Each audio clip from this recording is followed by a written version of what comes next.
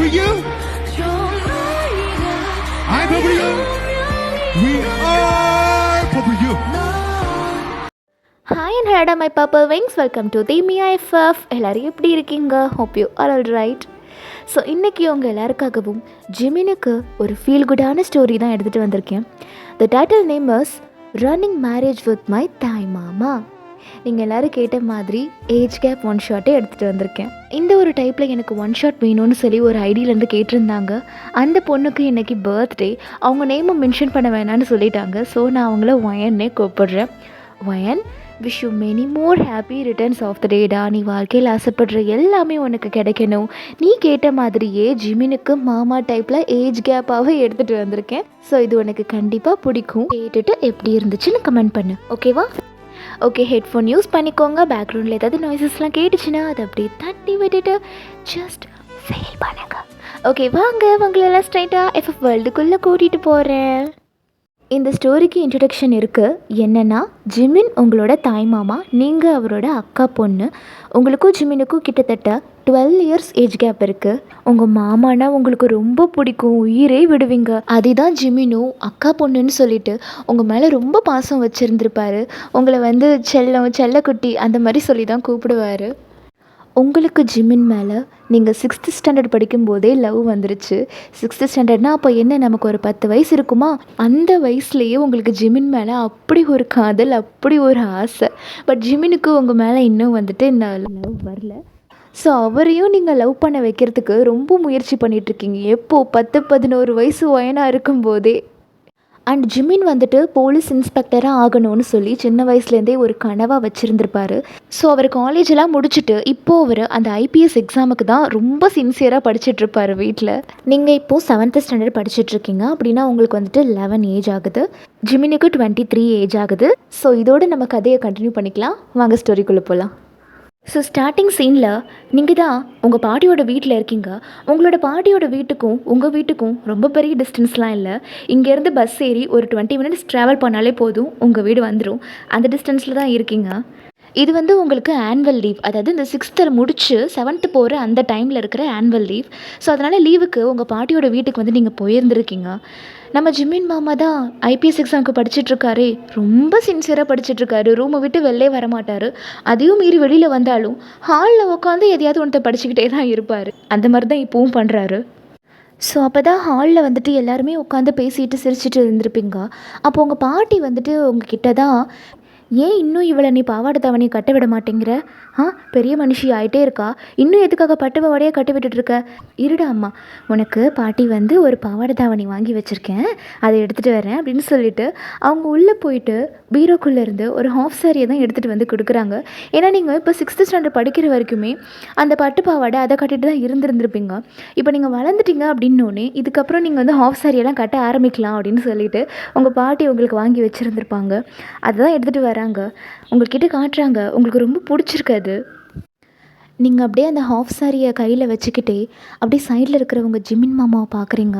பார்த்தா அவர் ரொம்ப சின்சியராக கையில் ஒரு பென்னு, நோட் புக்கு, சுற்றி புக்ஸ் அப்படின்னு வச்சுட்டு ரொம்ப சின்சியராக படிச்சுட்ருக்காரு.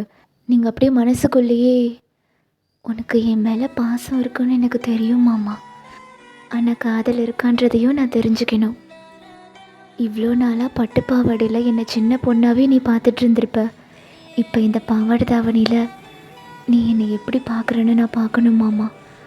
உன்னோட பார்வை மாறுச்சுன்னா உனக்கும் என் மேலே ஆசை இருக்குன்னு அர்த்தம்.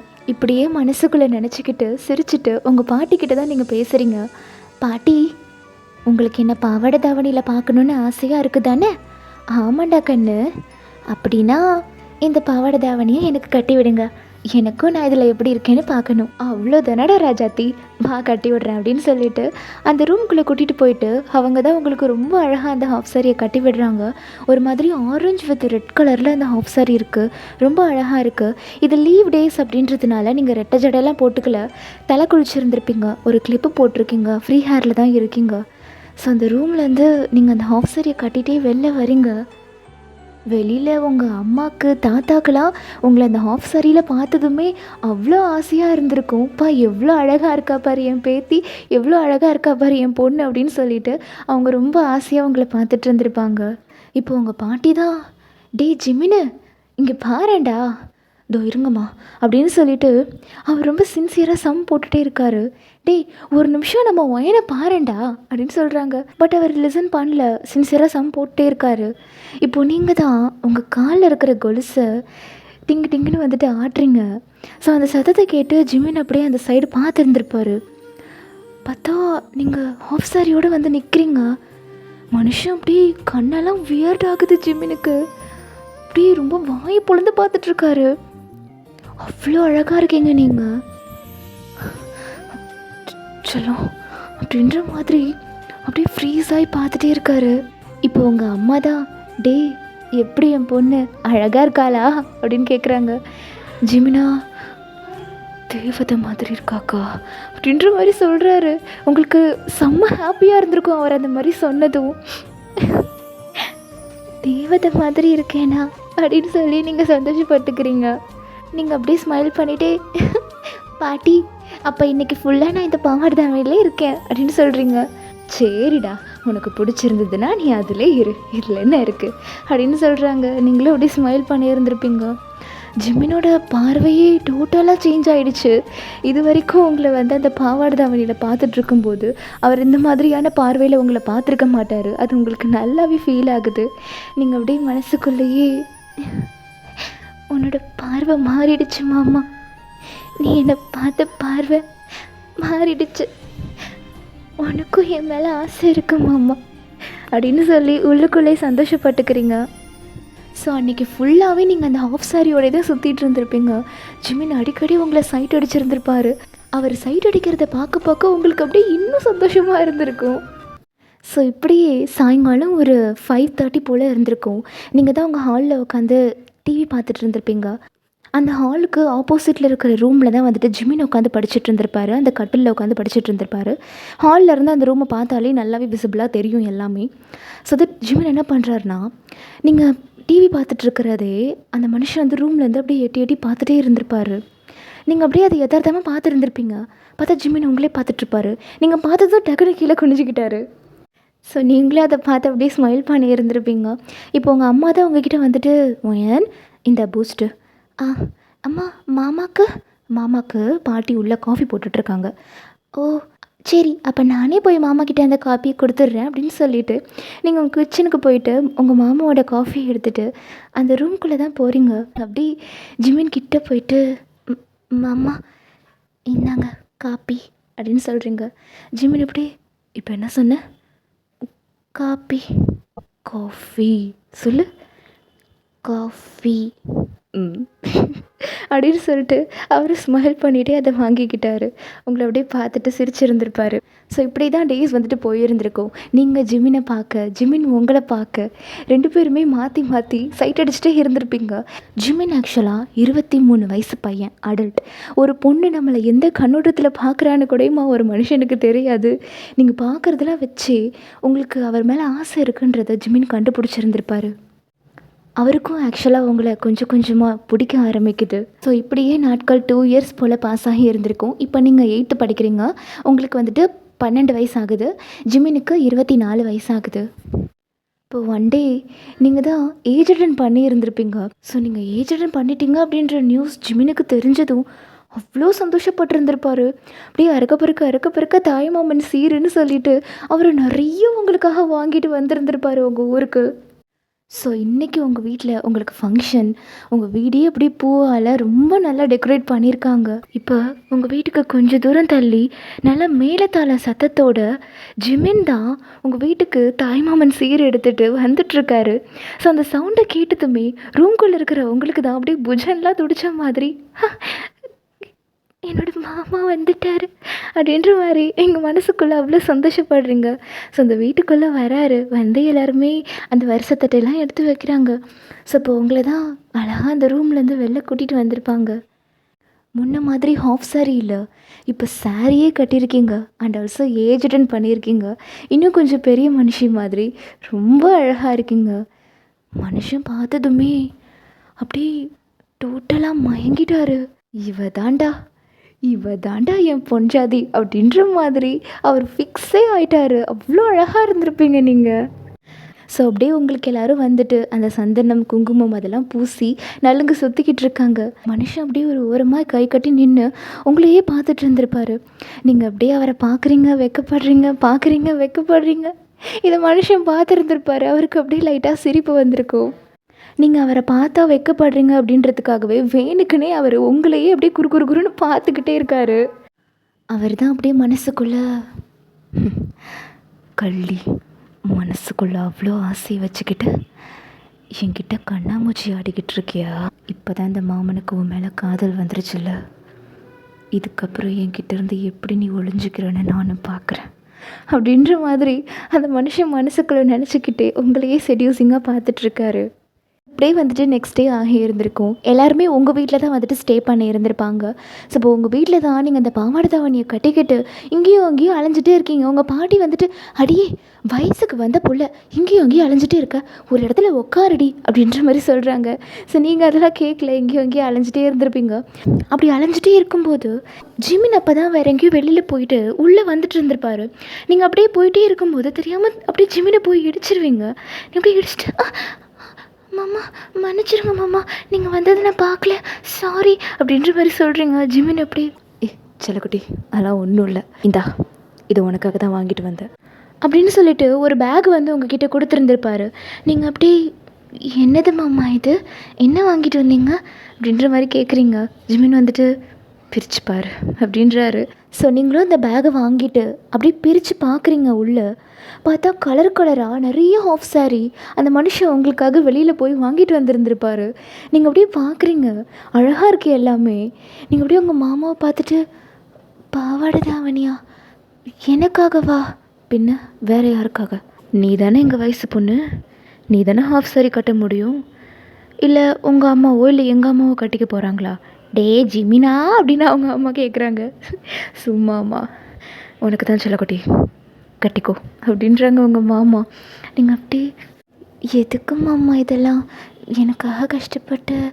இப்போ உங்கள் பாட்டி தான் வாங்கிக்கோமா, மாமா வாங்கி கொடுத்தா வேண்டான்னு சொல்லக்கூடாது, ஓ முறை மாமன் தானே, உனக்கு வாங்கி கொடுக்காம வேறு யாருக்கு வாங்கி கொடுத்துட போகிறான் அப்படின்ற மாதிரி சொல்கிறாங்க.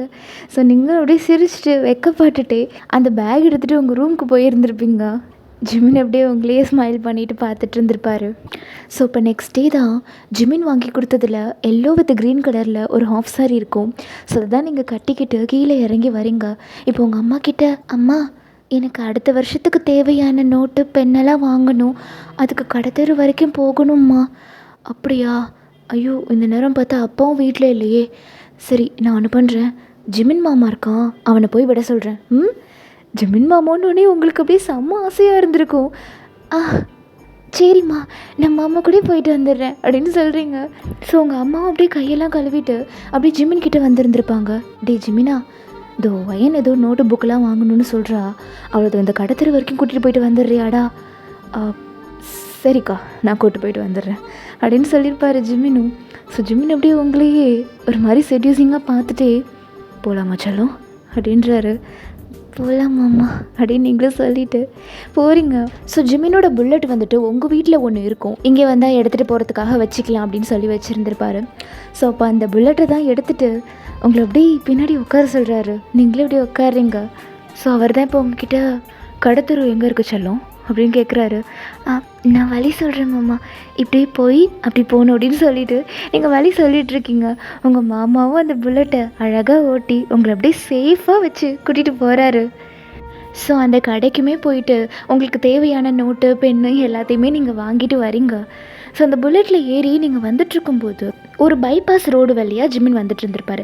அந்த பைபாஸ் ரோடில் ஆக்சுவலாக அவ்வளோவா கார் பஸ் எதுவுமே வராது, ரொம்ப ரேராக தான் வரும். அப்படி வந்தாலும் ரொம்ப சல்லுன்னு போயிடும். பைக்கு அப்படின்றதுலாம் ரொம்ப ரேரு. ஸோ ஜிமின் வந்துட்டு அந்த வழியாக உங்களை கூட்டிகிட்டு வந்துட்டுருக்காரு. ஸோ இப்போ அந்த வழியில் ஒரு இடத்துல அப்படி ஜிமின் டக்குன்னு பார்க் பண்ணிட்டார் பைக்கை. நீங்கள் அப்படி மாமா என்ன இடம் இது, எதுக்காக வண்டி எங்கே நிறுத்துனீங்க அப்படின்ற மாதிரி கேட்குறீங்க. ஜிமின் அப்படி ஒரு நிமிஷம் இறங்கு தங்கம் சொல்கிறேன் அப்படின்றாரு. ஸோ நீங்களும் இறங்குறீங்க. இறங்கிட்டு அப்படியே அந்த இடத்தையே சுற்றி பார்த்துட்ருக்கீங்க. பக்கத்தில் வயல் இருக்குது, நடுவில் பைபாஸ். நீங்கள் அப்படியே சுற்றி அந்த வயலில் பார்த்துட்ருக்கீங்க. ஜிமின் அப்படியே இறங்கிட்டு அந்த வண்டிக்கு ஸ்டாண்ட் போட்டுட்டு அதில் அப்படியே சாஞ்சு கை கட்டி நின்று உங்களையே பார்த்துட்ருக்காரு. நீங்கள் அப்படியே அந்த வயலை சுற்றி சுற்றி பார்த்துட்டு, மாமா இங்கே எதுக்காக கூட்டிகிட்டு வந்தீங்க? இந்த மாதிரி வழியிலலாம் அப்பா என்னை கூட்டிகிட்டே வந்தது இல்லையே இது வரைக்கும். இந்த வழி எப்படி உங்களுக்கு தெரியும் அப்படின்ற மாதிரி கேட்குறீங்க. உன் மாமனுக்கு எல்லா வழியுமே தெரியும்டி அப்படின்னு சொல்கிறாரு. தங்கம் அப்படின்னு கூப்பிடுறாரு. நீங்கள் அப்படியே திரும்பி பார்க்குறீங்க. அங்கே ஒரு மயில் தெரியுது பார்த்தியா அப்படின்றாரு. ஸோ நீங்கள் பார்க்குறீங்க அந்த வயலை. பார்த்தா அங்கே மயில் எதுவுமே இல்லை. நீங்கள் அப்படியே எங்கே மாமா இங்கே மயில் எதுவும் இல்லையே அப்படின்னு தேடி தேடி பார்த்துட்ருக்கீங்க. நல்லா பாரு அப்படின்னு சொல்லிட்டு டக்குன்னு உங்கள் கையை பிடிச்சி அந்த மனுஷன் கிட்ட இழுத்துருப்பாரு. உங்களுடைய பேக் சைடில் ஹக் பண்ணி இருந்திருப்பாரு. நீங்கள் அப்படியே மாமா மாமா என்ன பண்ணுறீங்க? அவர் அப்படியே கிட்ட வந்து உங்கள் ஃபேஸ் கிட்ட அட்டாச் பண்ணிவிட்டு, நல்லா பாரு உன் கண்ணுக்கு மயில் தெரியலையா அப்படின்னு கேட்குறாரு. நீங்கள் அப்படியே பார்க்குறீங்க. என் கண்ணுக்கு மயில் எதுவுமே தெரியல மாமா. அவர் அப்படியே அவரோட ஒரு ஃபிங்கரால் உங்கள் ஃபோர்ஹெட்லேருந்து உங்கள் சீக்ஸ் வரைக்கும் அப்படியே வருடி விட்டுட்டு, ஆனால் என் கண்ணுக்கு ரொம்ப அழகான ஒரு மயில் தெரிஞ்சுக்கிட்டு இருக்கே, என்னோடய பார்வையை அதுக்கிட்ட இருந்து எடுக்க முடியாமல் நான் தவிச்சிக்கிட்டு இருக்கேனே அப்படின்ற மாதிரி ரொம்ப டீப்பான வாய்ஸில் சொல்கிறாரு. நீங்கள் அப்படியே சைடில் திரும்பி உங்கள் மாமாவோட கண்ணை பார்க்குறீங்க. அவருமே உங்கள் கண்ணை பார்த்துருப்பாரு. அவரோட கண்ணில் ஒரு ஏக்கமும் ஒரு காதலும் உங்களுக்கு தெரியுது. என்ன செல்லம் பார்க்குற? மாமா வித்தியாசமாக பேசுகிறேன்னா? மாமா வாங்கி கொடுத்த புடவையை கட்டிக்கிட்டு மாமாவை வெளியில் கூட்டிகிட்டு போக சொல்கிற. மாமாவே உத்து உத்து பார்த்துட்ருக்க. மாமானா உனக்கு அவ்வளோ பிடிக்குமாடி செல்லம்? ரொம்ப பிடிக்கும் மாமா, நீங்கன்னா எனக்கு ரொம்ப பிடிக்கும் அப்படின்ற மாதிரி சொல்கிறீங்க. அவர் அப்படியே லைட்டாக ஸ்மைல் பண்ணி இருந்திருப்பார். மாமா இதெல்லாம் நீங்கள் என் மேலே இருக்கிற ஆசையில் பண்ணுறீங்களா இல்லை என் மேலே இருக்கிற பாசத்தில் பண்ணுறீங்களா அப்படின்ற மாதிரி நீங்கள் இன்னசென்ட்டாக கேட்குறீங்க. அவருடைய மனசுக்குள்ளேயே லைட்டாக சிரிச்சிட்டு, உன் மேலே இருக்கிற பாசத்தில் தான் பண்ணுறேன் அப்படின்றாரு. நீங்கள் அப்படி, அப்போது உங்களுக்கு என் மேலே ஆசை இல்லையா மாமா? ஆசையா? ஆசைலாம் இல்லையே. நீ அக்கா பொண்ணுடி தங்கம், உன் மேலே எனக்கு பாசம் மட்டும்தான் இருக்குது அப்படின்றாரு. நீங்கள் அப்படியே ஒரு மாதிரி சோகமாயிட்டு உங்கள் ஃபேஸை வந்து கீழே குனிஞ்சிக்கிட்டீங்க. அவருடைய லைட்டாக ஸ்மைல் பண்ணிவிட்டு உங்களை அப்படியே ஃப்ரண்ட்டில் திருப்புறாரு. நீங்கள் அப்போவுமே தலையை கீழே குனிஞ்சே தான் இருக்கீங்க. ஒய் தங்கம், மாமாவை பாரு. நீங்கள் பார்க்கவே இல்லை, இங்கே பாரடி செல்லும் அப்படின்னு சொல்லிவிட்டு உங்கள் சின்ன தூக்கி பார்க்க வைக்கிறாரு. நீங்கள் பார்க்குறீங்க, உங்கள் கண்ணெல்லாம் அப்படியே லைட்டாக ரெட்டாகி இருந்திருக்கும். ஹே செல்லக்குட்டி, ஐயோ என் தங்கமே அப்படின்னு சொல்லிட்டு உங்கள் ஃபோர்ஹெட்டில் வந்து கிஸ் பண்ணிவிட்டு, நான் சும்மா விளையாண்டேன்டி தங்கம், மாமாவுக்கும் நீனா கொள்ள இஷ்டம் அப்படின்றாரு. நீங்கள் அப்படி, நிஜமாவா? நிஜமா, மாமாவுக்கு நீனா ரொம்ப பிடிக்கும் அப்படின்னு சொல்லிட்டு திரும்ப வந்து உங்கள் சீக்ஸில் கிஸ் பண்ணியிருந்திருப்பார் அப்படின்னு சொல்லிட்டு நீங்கள் சிரிச்சுக்கிறீங்க. அவர் எப்படி, சரி சொல்லு, மாமா மேலே எப்போலேருந்து உனக்கு இந்த ஆசை வந்துச்சு அப்படின்னு கேட்குறாரு. ஸோ நீங்களும் அப்படி, நான் 6வது படிக்கும் போதில் இருந்தே உங்கள் மேலே அவ்வளோ ஆசை வச்சுருந்தேன் மாமா. அப்போலேருந்தே உங்களை நான் காதலிக்க ஆரம்பித்தேன். உங்களை அடிக்கடி பார்க்கணுன்னு நினைப்பேன். நீங்கன்னா எனக்கு ரொம்ப பிடிக்கும் மாமா அப்படின்ற மாதிரி வெக்கப்பட்டுட்டே சொல்கிறீங்க. ஜிமின் அப்படியே, அப்படின்னா நீ என்ன 2 வருஷமாக காதலிச்சிட்ருக்கியாடி தங்கம் அப்படின்னு நீங்கள் சொல்கிறீங்க. ஷோ என் செல்லக்குட்டி, மாமானா உனக்கு அவ்வளோ பிடிக்குமா? ரொம்ப ரொம்ப ரொம்ப பிடிக்கும் அப்படின்னு சொல்லிட்டு 2 பேரோட ஃபோர்ஹெட்டுமே அட்டாச் ஆகுது. இப்போ ஜிமின் தான், எனக்கும் உன்னை எப்பேத்துலேருந்தோ ரொம்ப பிடிக்கும் செல்லம். அப்படியா? பின்ன ஓ முறை மாமண்டி நான் உன் மேலே ஆசைப்படாமல் வேற யார் ஆசைப்படுவா சொல்லு? நான் இப்போ வரைக்கும் பண்ணிகிட்ருக்கிறது எல்லாமே உனக்காக தாண்டி தங்கம். நீங்கள் அப்படியே அவரையே ஒரு மாதிரி ஷாக்கிங்காக பார்த்துருந்துருப்பீங்க. ஆனால் நீ இப்போ சின்ன பொண்ணு, இதெல்லாம் உனக்கு சொன்னாலுமே புரியாது. பரவாயில்ல சொல்லுங்க மாமா, நான் சின்ன பொண்ணெல்லாம் இல்லை, நான் வயசுக்கு வந்துட்டேன், நான் வளர்ந்துட்டேன், நீங்கள் சொன்னால் எனக்கு எல்லாமே புரியும் அப்படின்னு நீங்கள் சொல்கிறீங்க இன்னசென்ட்டாக. அவருடைய உங்கள் சீக்ஸை கிராப் பண்ணிவிட்டு அவங்க ஃபோர்ஹெட்டை அட்டாச் பண்ணிவிட்டு, அப்படியா நீ பெரிய மனுஷி ஆகிட்டியா, சொன்னால் புரியுமா? புரியும். நான் போலீஸ் ஆகணும்னு ஆசைப்பட்டது இப்போ வரைக்கும் அந்த எக்ஸாமுக்கு கஷ்டப்பட்டு படிச்சிட்ருக்கிறது எல்லாமே உனக்காக தான் அப்படின்னு சொல்கிறாரு. நீங்கள் அப்படியே ஷாக்கிங்காக, என்ன எனக்காகவா? எனக்காக தான் நீங்கள் இவ்வளோ கஷ்டப்பட்டு படிச்சிட்ருக்கீங்களா மாமா? பின்ன அப்போ தானே உன்னை கல்யாணம் பண்ணிக்கிட்டு உன்னை ராணி மாதிரி வச்சு பார்த்துக்க முடியும். நான் ஒரு போலீஸ் இன்ஸ்பெக்டரோட பொஞ்சாதின்னு இந்த ஊரில் இருக்கிற எல்லார்கிட்டையும் நீ பெருமையாக சொல்லலாம்ல. அதுக்காக தான் நான் இவ்வளோ கஷ்டப்படுறேன் அப்படின்ற மாதிரி சொல்கிறாரு. உங்களுக்கு அப்படியே லைட்டாக கண்ணெல்லாம் கலங்கி இருந்திருக்கும். என் மேலே உங்களுக்கு அவ்வளோ ஆசை இருந்துச்சா மாமா? ஆமாம் தங்கம், நீ என்னோட முறை பொண்ணுடி. எனக்கு உன் மேலே எப்பயிலிருந்தோ ஆசை இருக்குது. அதுவும் ஒரு நாள் நீ எங்கள் வீட்டுக்கு வந்திருக்கும்போது பாவாடை தாவணி கட்டியிருந்தல்ல, அந்த ஒரு நிமிஷம் என்னை மொத்தமாகவே உன்கிட்ட அடிமையாக்கிட்டடி. நீ முறை மாமனாக இருந்த உன்னோட புருஷனாக மாற்றினதே அன்னைக்கு தான் அப்படின்ற மாதிரி சொல்கிறாரு. ஸோ நீங்களும் அப்படியே லைட்டாக ஸ்மைல் பண்ணிவிட்டு கீழே குனிஞ்சிக்கிட்டீங்க தலையை. ஆனால் தங்கம், நீ இப்போ சின்ன பொண்ணு, இந்த காதலிக்கிற வயசு உனக்கு இன்னும் வரல. அதனால் நீ நல்லா படிக்கணும், இன்னும் நிறைய படிக்கணும், உனக்கு பிடிச்சதெல்லாம் படிக்கணும். மாமாவும் சீக்கிரமாக இந்த ஐபிஎஸ் எக்ஸாமை கிளியர் பண்ணிவிட்டு இந்த ஊருக்கே ஒரு போலீஸ் இன்ஸ்பெக்டராக ஆகிட்டு உன்னை வந்து கட்டிக்கிறேன், சரியா? நிஜமாவா? ப்ராமிஸ் அப்படின்னு சொல்லி உங்கள் கையை பிடிச்சி அவர் சத்தியம் பண்ணியிருந்திருப்பார். நீங்கள் அப்படியே அந்த கையையே பார்த்து ஸ்மைல் பண்ணுறீங்க. ஸோ இப்படியே நாட்கள் வந்துட்டு ஒரு 1 இயர் போல் பாஸ் ஆகி இருந்திருக்கும். இப்போ தான் நீங்கள் ஒரு கோவிலில் அந்த அம்மன் முன்னாடி நல்லா கண்ணை இறுக்கி மூடிட்டு வேண்டிகிட்ருக்கீங்க. கடவுளே, இன்றைக்கி என்னோடய மாமாவுக்கு ஐபிஎஸ் எக்ஸாம் அவருக்கு ஈஸியாக இருக்கணும்.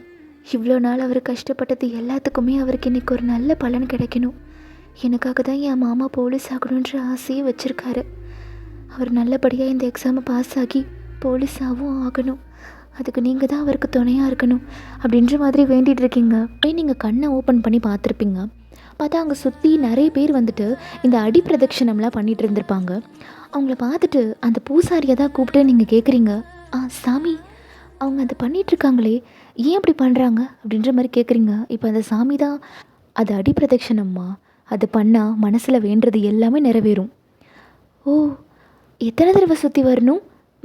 ஒரு 5 தடவை சுற்றி வந்தால் போதும்மா அப்படின்ற மாதிரி அந்த சாமி சொல்லியிருப்பார்.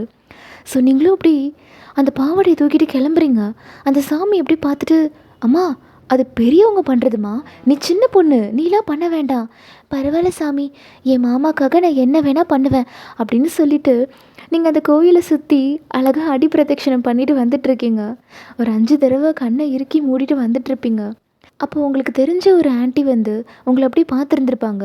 அவங்க தான் உங்ககிட்ட, அம்மாடி ஒயன், என்னம்மா நீ அடி பிரதட்சணம் பண்ணிகிட்ருக்க அப்படின்னு கேட்குறாங்க.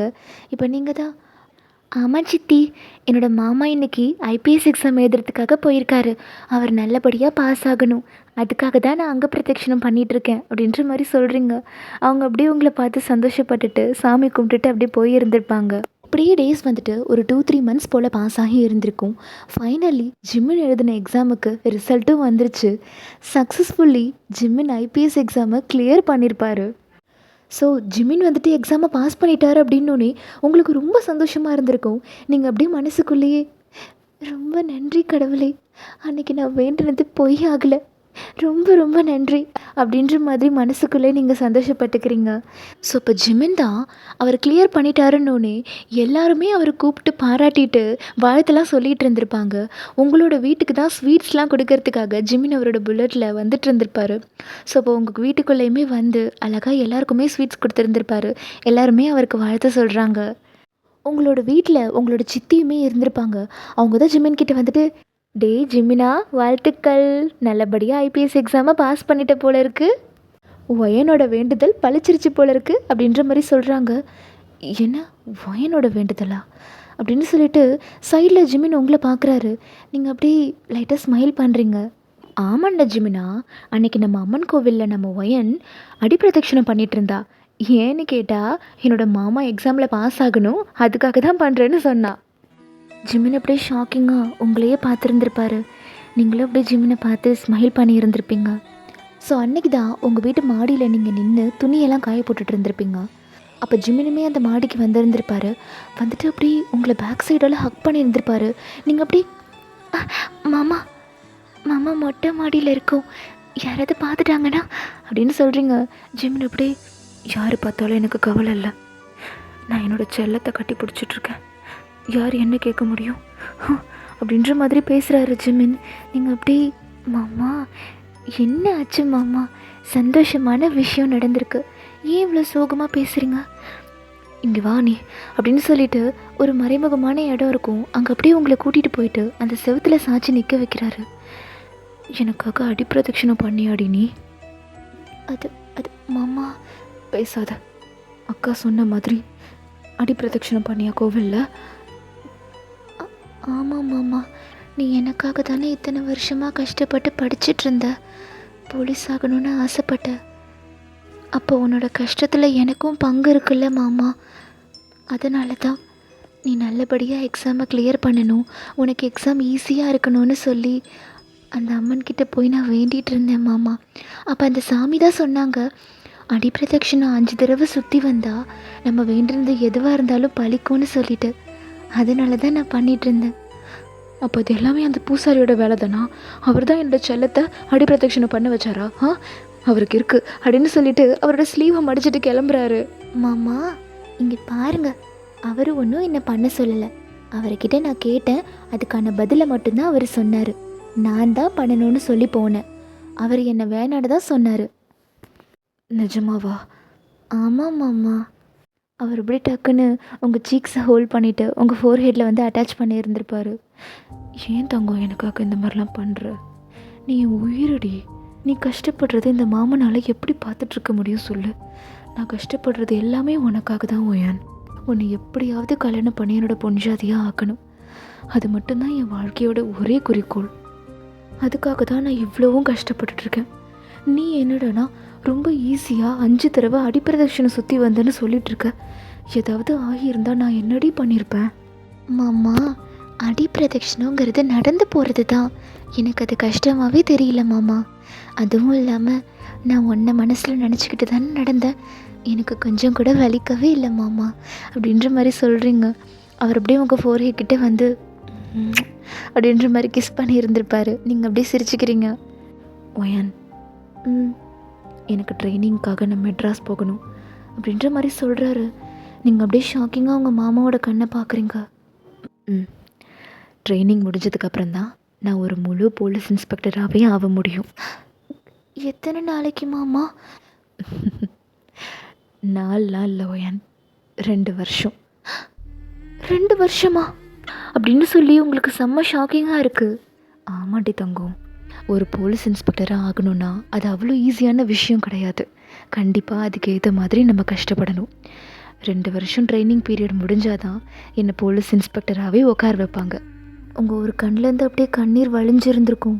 ஜிமின் அப்படியே அதை அவரோட தம் ஃபிங்கரால் தொடச்சி விட்டுட்டு, நான் எங்கேயும் போக மாட்டேன், திரும்ப உன்கிட்ட தான் வருவேன், புரிஞ்சுதா?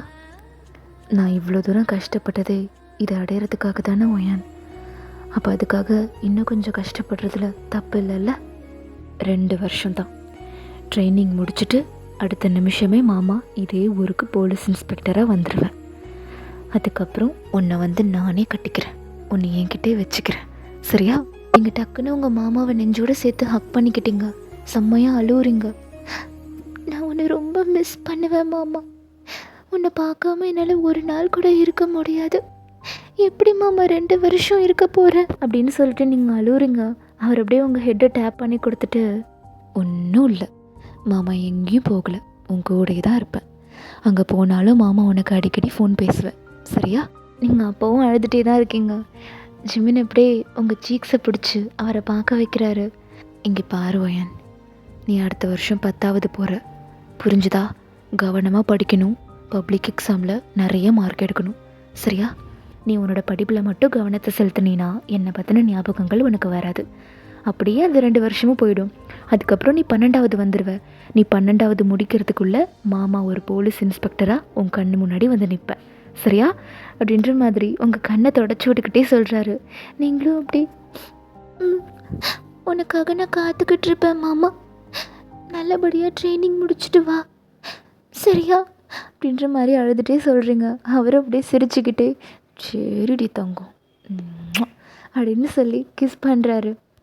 சொன்ன மாதிரியே அடுத்த வாரமே ட்ரைனிங்க்காக ஜிமின் மெட்ராஸ் கிளம்பி இருந்திருப்பார். இதுக்கப்புறம் 2 வருஷம் ஜிமினை யாருமே பார்க்க முடியாதுன்னு சொல்லி குடும்பத்தில் இருக்கிற எல்லாருக்குமே கொஞ்சம் கஷ்டமாக தான் இருந்திருக்கும். இருந்தாலும் அந்த 2 வருஷத்துக்கு அப்புறம் ஜிமினுக்கு ஒரு கௌரவமான வாழ்க்கை காத்துட்ருக்குன்னு சொல்லிட்டு எல்லாருமே அவங்களோட மனசை தேத்திக்கிட்டு ஜிமினுக்காக காத்துக்கிட்டு இருந்திருப்பாங்க. லிட்ரலி நீங்கள் அவரை நினச்சி ஏங்காத நாட்கள் கிடையாது. அந்த அம்மன் கோவிலுக்கு போய் கும்பிடாத நாள் இல்லை. ஒவ்வொரு நாளுமே அவர் அந்த ட்ரைனிங் பீரியட் முடிகிற வரைக்குமே நீங்கள் அவருக்காக வேண்டிக்கிட்டே இருந்திருப்பீங்க. அவருக்கு எந்த கஷ்டமும் வரக்கூடாது, அவருக்கு எல்லாமே ஈஸியாக இருக்கணும், அவர் எல்லாத்தையுமே சீக்கிரம் கற்றுக்கணும் அப்படின்ற மாதிரி அந்த அம்மன்கிட்ட நீங்கள் ஜிமினுக்காக டெய்லி ப்ரே பண்ணிகிட்டே இருப்பீங்க. அதே மாதிரி நீங்களும் 10th நல்லபடியாக படித்து 450 அபோவ் எடுத்திருந்திருப்பீங்க. இப்படியே ஒரு வழியாக அந்த 2 வருஷமுமே முடிஞ்சிருந்திருக்கும். நம்ம ஜிமின் ஐபிஎஸ் ஜிமினாக மாறிட்டார். அவங்க ஊர்லேயே போஸ்டிங் போட சொல்லி ஜிமின் கேட்டிருந்திருப்பார். அவருக்கு தெரிஞ்ச ஒரு ஆஃபீஸர் வந்து ஜிமினுக்கு அவங்க ஊர்லேயே போஸ்டிங் வாங்கி கொடுக்குறதுக்கு ஏற்பாடு பண்ணி கொடுத்துருப்பாரு. ஸோ ஜிமின் வேலை கிடச்சி திரும்ப ஊருக்கு வந்துட்டுருக்காரு அப்படின்ற நியூஸ் கேட்டதுமே உங்கள் அம்மாவுக்கு உங்கள் அப்பாவுக்கு உங்களுக்குலாம் ரொம்ப சந்தோஷமாக இருந்திருக்கும். உடனே எல்லாருமே கிளம்பி ஜிமினோட வீட்டுக்கு தான் போயிட்டு இருந்திருப்பீங்க. ஜிமின் இன்றைக்கி ஊர்லேருந்து வந்துட்டுருக்காரு. ஸோ வந்திருப்பார். வந்ததும் அவங்க அம்மா தான் போய் ஜிமினுக்கு ஆரத்திலாம் காட்டி உள்ளே வெல்கம் பண்ணிக்கிறாங்க. ஸோ நீங்களும் அங்கே இருக்கீங்க. இப்போ நீங்கள் 12th படிச்சுட்ருக்கீங்க. ஸோ ஜிமினை பார்க்கவே உங்களுக்கு ரொம்ப சந்தோஷமாக இருந்திருக்கும். அந்த ட்ரைனிங் பீரியட் ஃபுல்லாக நிறைய வந்துட்டு வேலை பார்த்துருப்பாங்க இல்லையா. ஜிமினுக்கு நல்ல பெரிய பெரிய பைசப்ஸ்லாம் வந்துருச்சு. ரொம்ப ஃபிட்டாக மாறிட்டார். மாமாவை பார்க்கும்போது உங்களுக்கே ஆசையாக இருக்குது. 12th உங்களுக்கு வந்துட்டு 16 வயசு ஆகி இருந்திருக்கும். ஜிமினுக்கு 28 வயசு ஆகி இருந்திருக்கும். அப்போ ஜிமின் எவ்வளோ மெச்சூர்டாக இருப்பாருன்னு பார்த்துக்கோங்க. அந்த போலீஸ் யூனிஃபார்மோடு உங்கள் மாமாவை பார்க்குறதுக்கு உங்களுக்கு அப்படியே அவ்வளோ ஆசையாக இருந்திருக்கும். நீங்கள் அப்படியே சிரிச்சிட்டு வெக்கம் வேற படுறீங்க.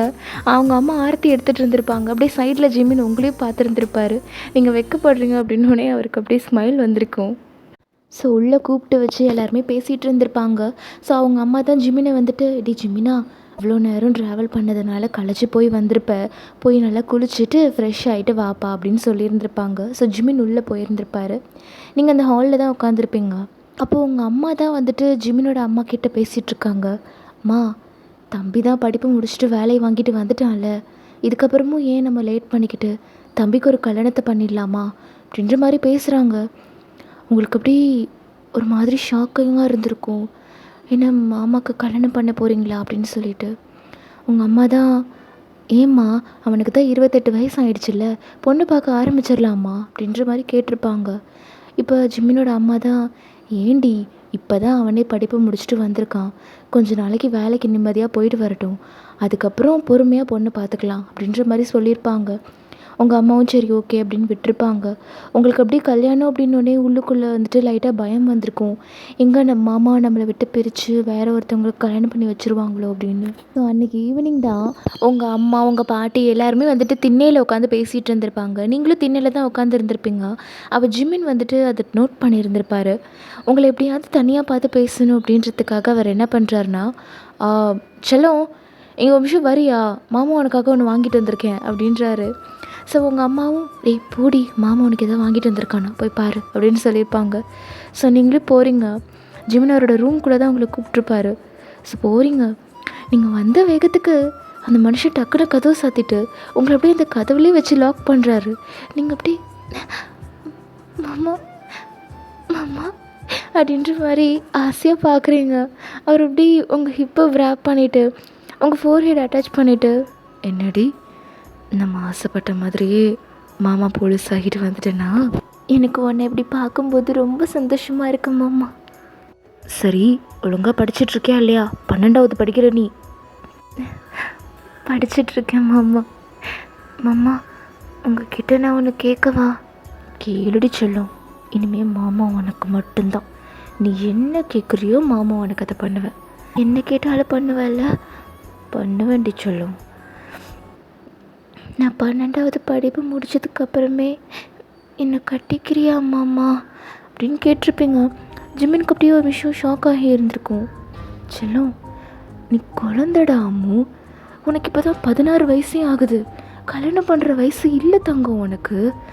பரவாயில்ல மாமா, நான் 12th முடித்ததுமே என்னை வீட்டில் வந்து கேட்டு கல்யாணம் பண்ணிக்கோ. ஏன் 16 வயசுலலாம் யாரும் கல்யாணம் பண்ண மாட்டாங்களா என்ன? அது சட்டப்படி குற்றம் அம்மு. நீ மேஜர் கூட ஆகலை, 18 வயசுக்கு கீழே இருக்கிறவங்களை கல்யாணம் பண்ணாலே அது தப்பு. ஒரு கவர்மெண்ட் அதிகாரியா அந்த தப்பை நானே பண்ணுறது எந்த விதத்தில் நியாயமாக இருக்கும் தங்கம்? ஆனால் எனக்கு ரொம்ப பயமாக இருக்கு மாமா. எங்கே என்கிட்ட இருந்து ஒன்று பிரித்து வேறு யாருக்கிட்டையாவது கட்டி வச்சிருவாங்களோன்னு எனக்கு ரொம்ப பயமாக இருக்கு மாமா. தங்கம், இங்கே பாரு, நான் ட்ரைனிங்க்கு போகும்போது உன்கிட்ட என்ன சொல்லிட்டு போயிருந்தேன்? நான் உன்னை தான் கட்டிப்பேன்னு உனக்கு சத்தியம் பண்ணி கொடுத்துட்டு போனேன்டா அம்மு. உன்னை கட்டிக்கணுன்றதுக்காக தான் நான் இவ்வளோ கஷ்டப்பட்டு ஒரு போலீஸ் அதிகாரியாகவே ஆயிருக்கேன். இன்னும் கொஞ்சம் தூரம்தான் அம்மு, நீ நல்லபடியாக உன் படிப்பை முடி. மாமாவே உன்னை வந்து கட்டிக்கிறேன், சரியா?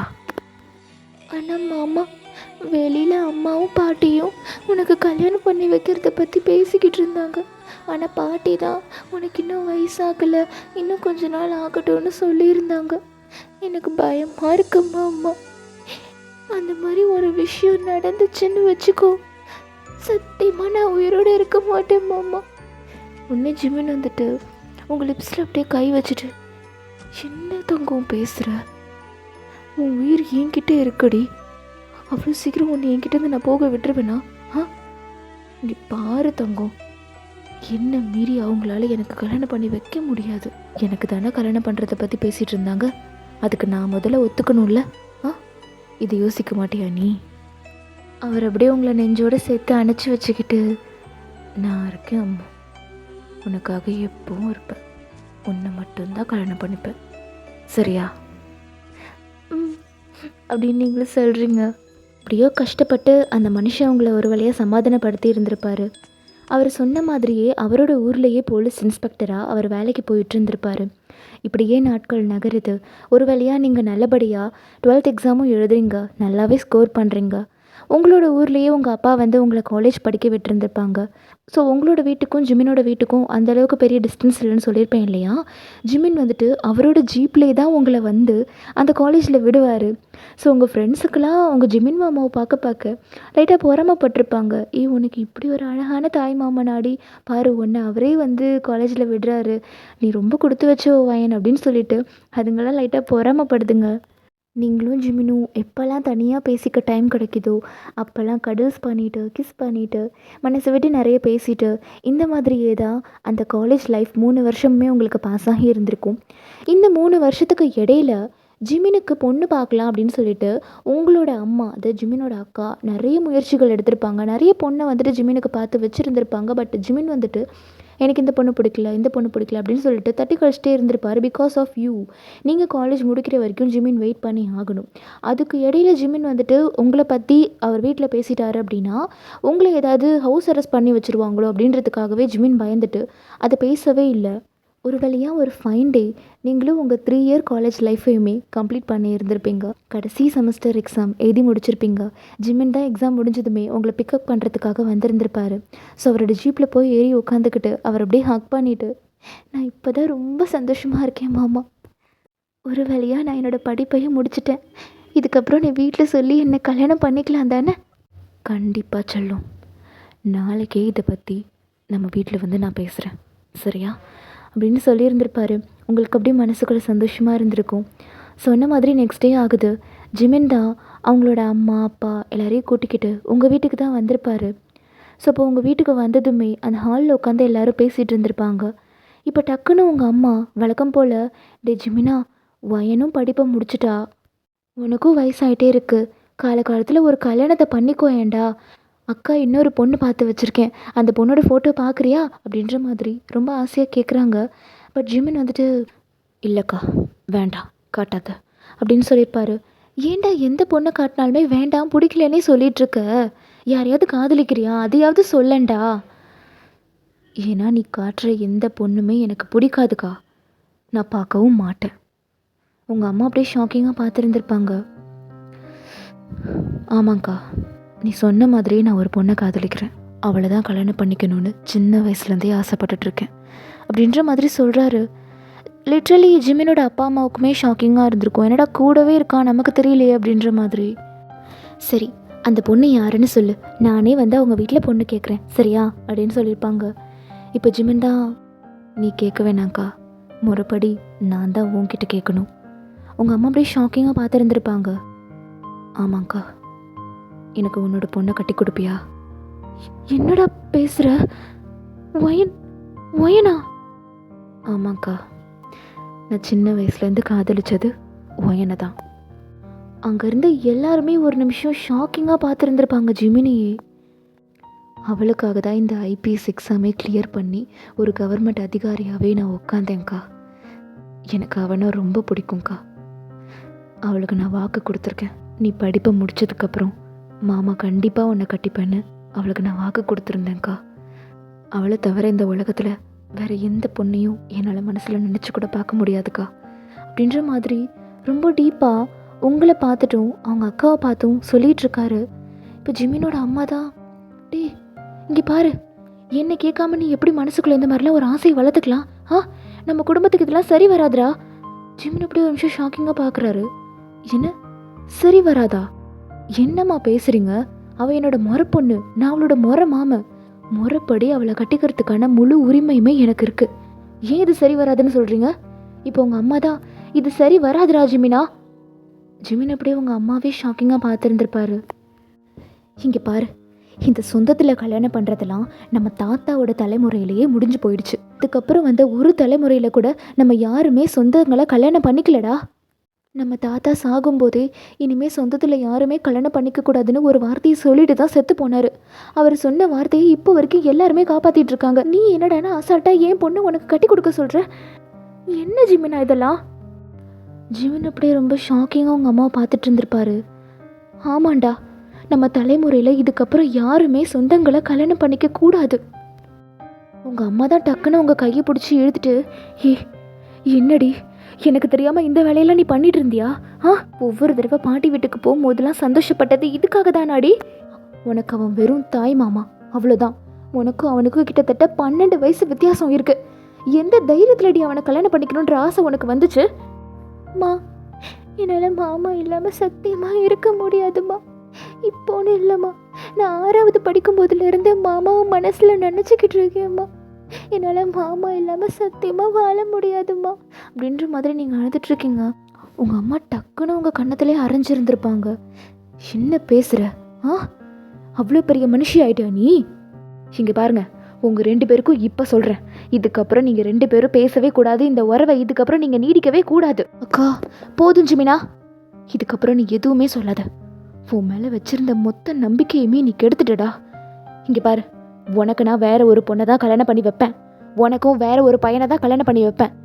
இந்த ஜென்மத்தில் நம்ம குடும்பத்தில் யாருக்குமே சொந்தங்களுக்குள்ளே கல்யாணம் பண்ணிக்கவே கூடாது. இப்போ உங்கள் அப்பா தான் டக்குன்னு உங்கள் அம்மா கிட்ட வந்துட்டு, ஒரு நிமிஷம் இருடி, எந்த ஒரு பிரச்சனையாக இருந்தாலும் பொறுமையாக பேசி தான் தீர்த்து வைக்கணும்.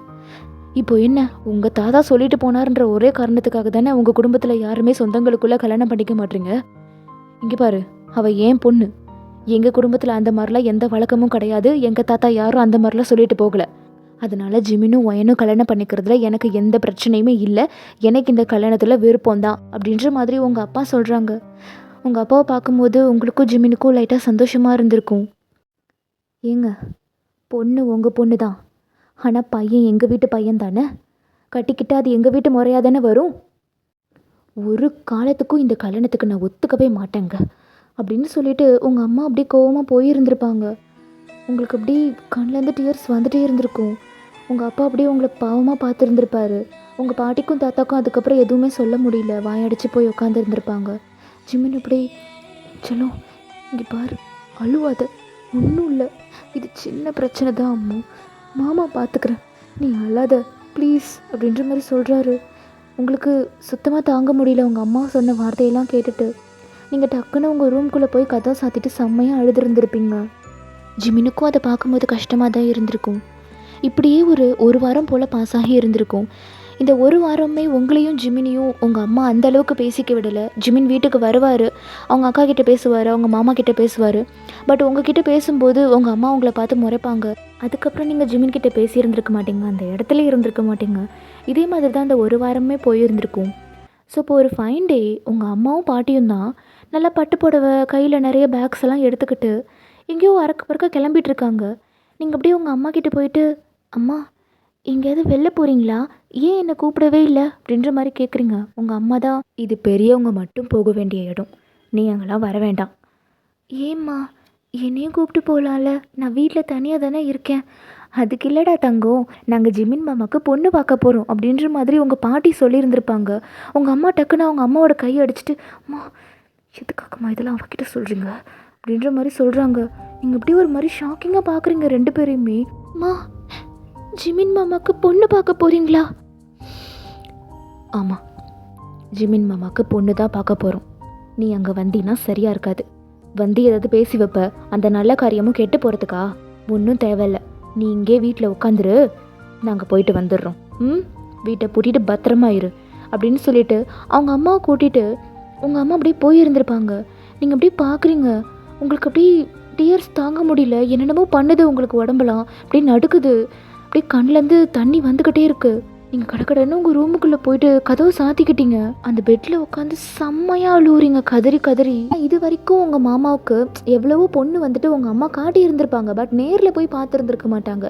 பட் இப்போ ஜிமினுக்கு தெரியாமலேயே இவங்களே போய் அதை பேசி முடிவு பண்ணிட்டு வரலான்ற மாதிரி கிளம்புறாங்க.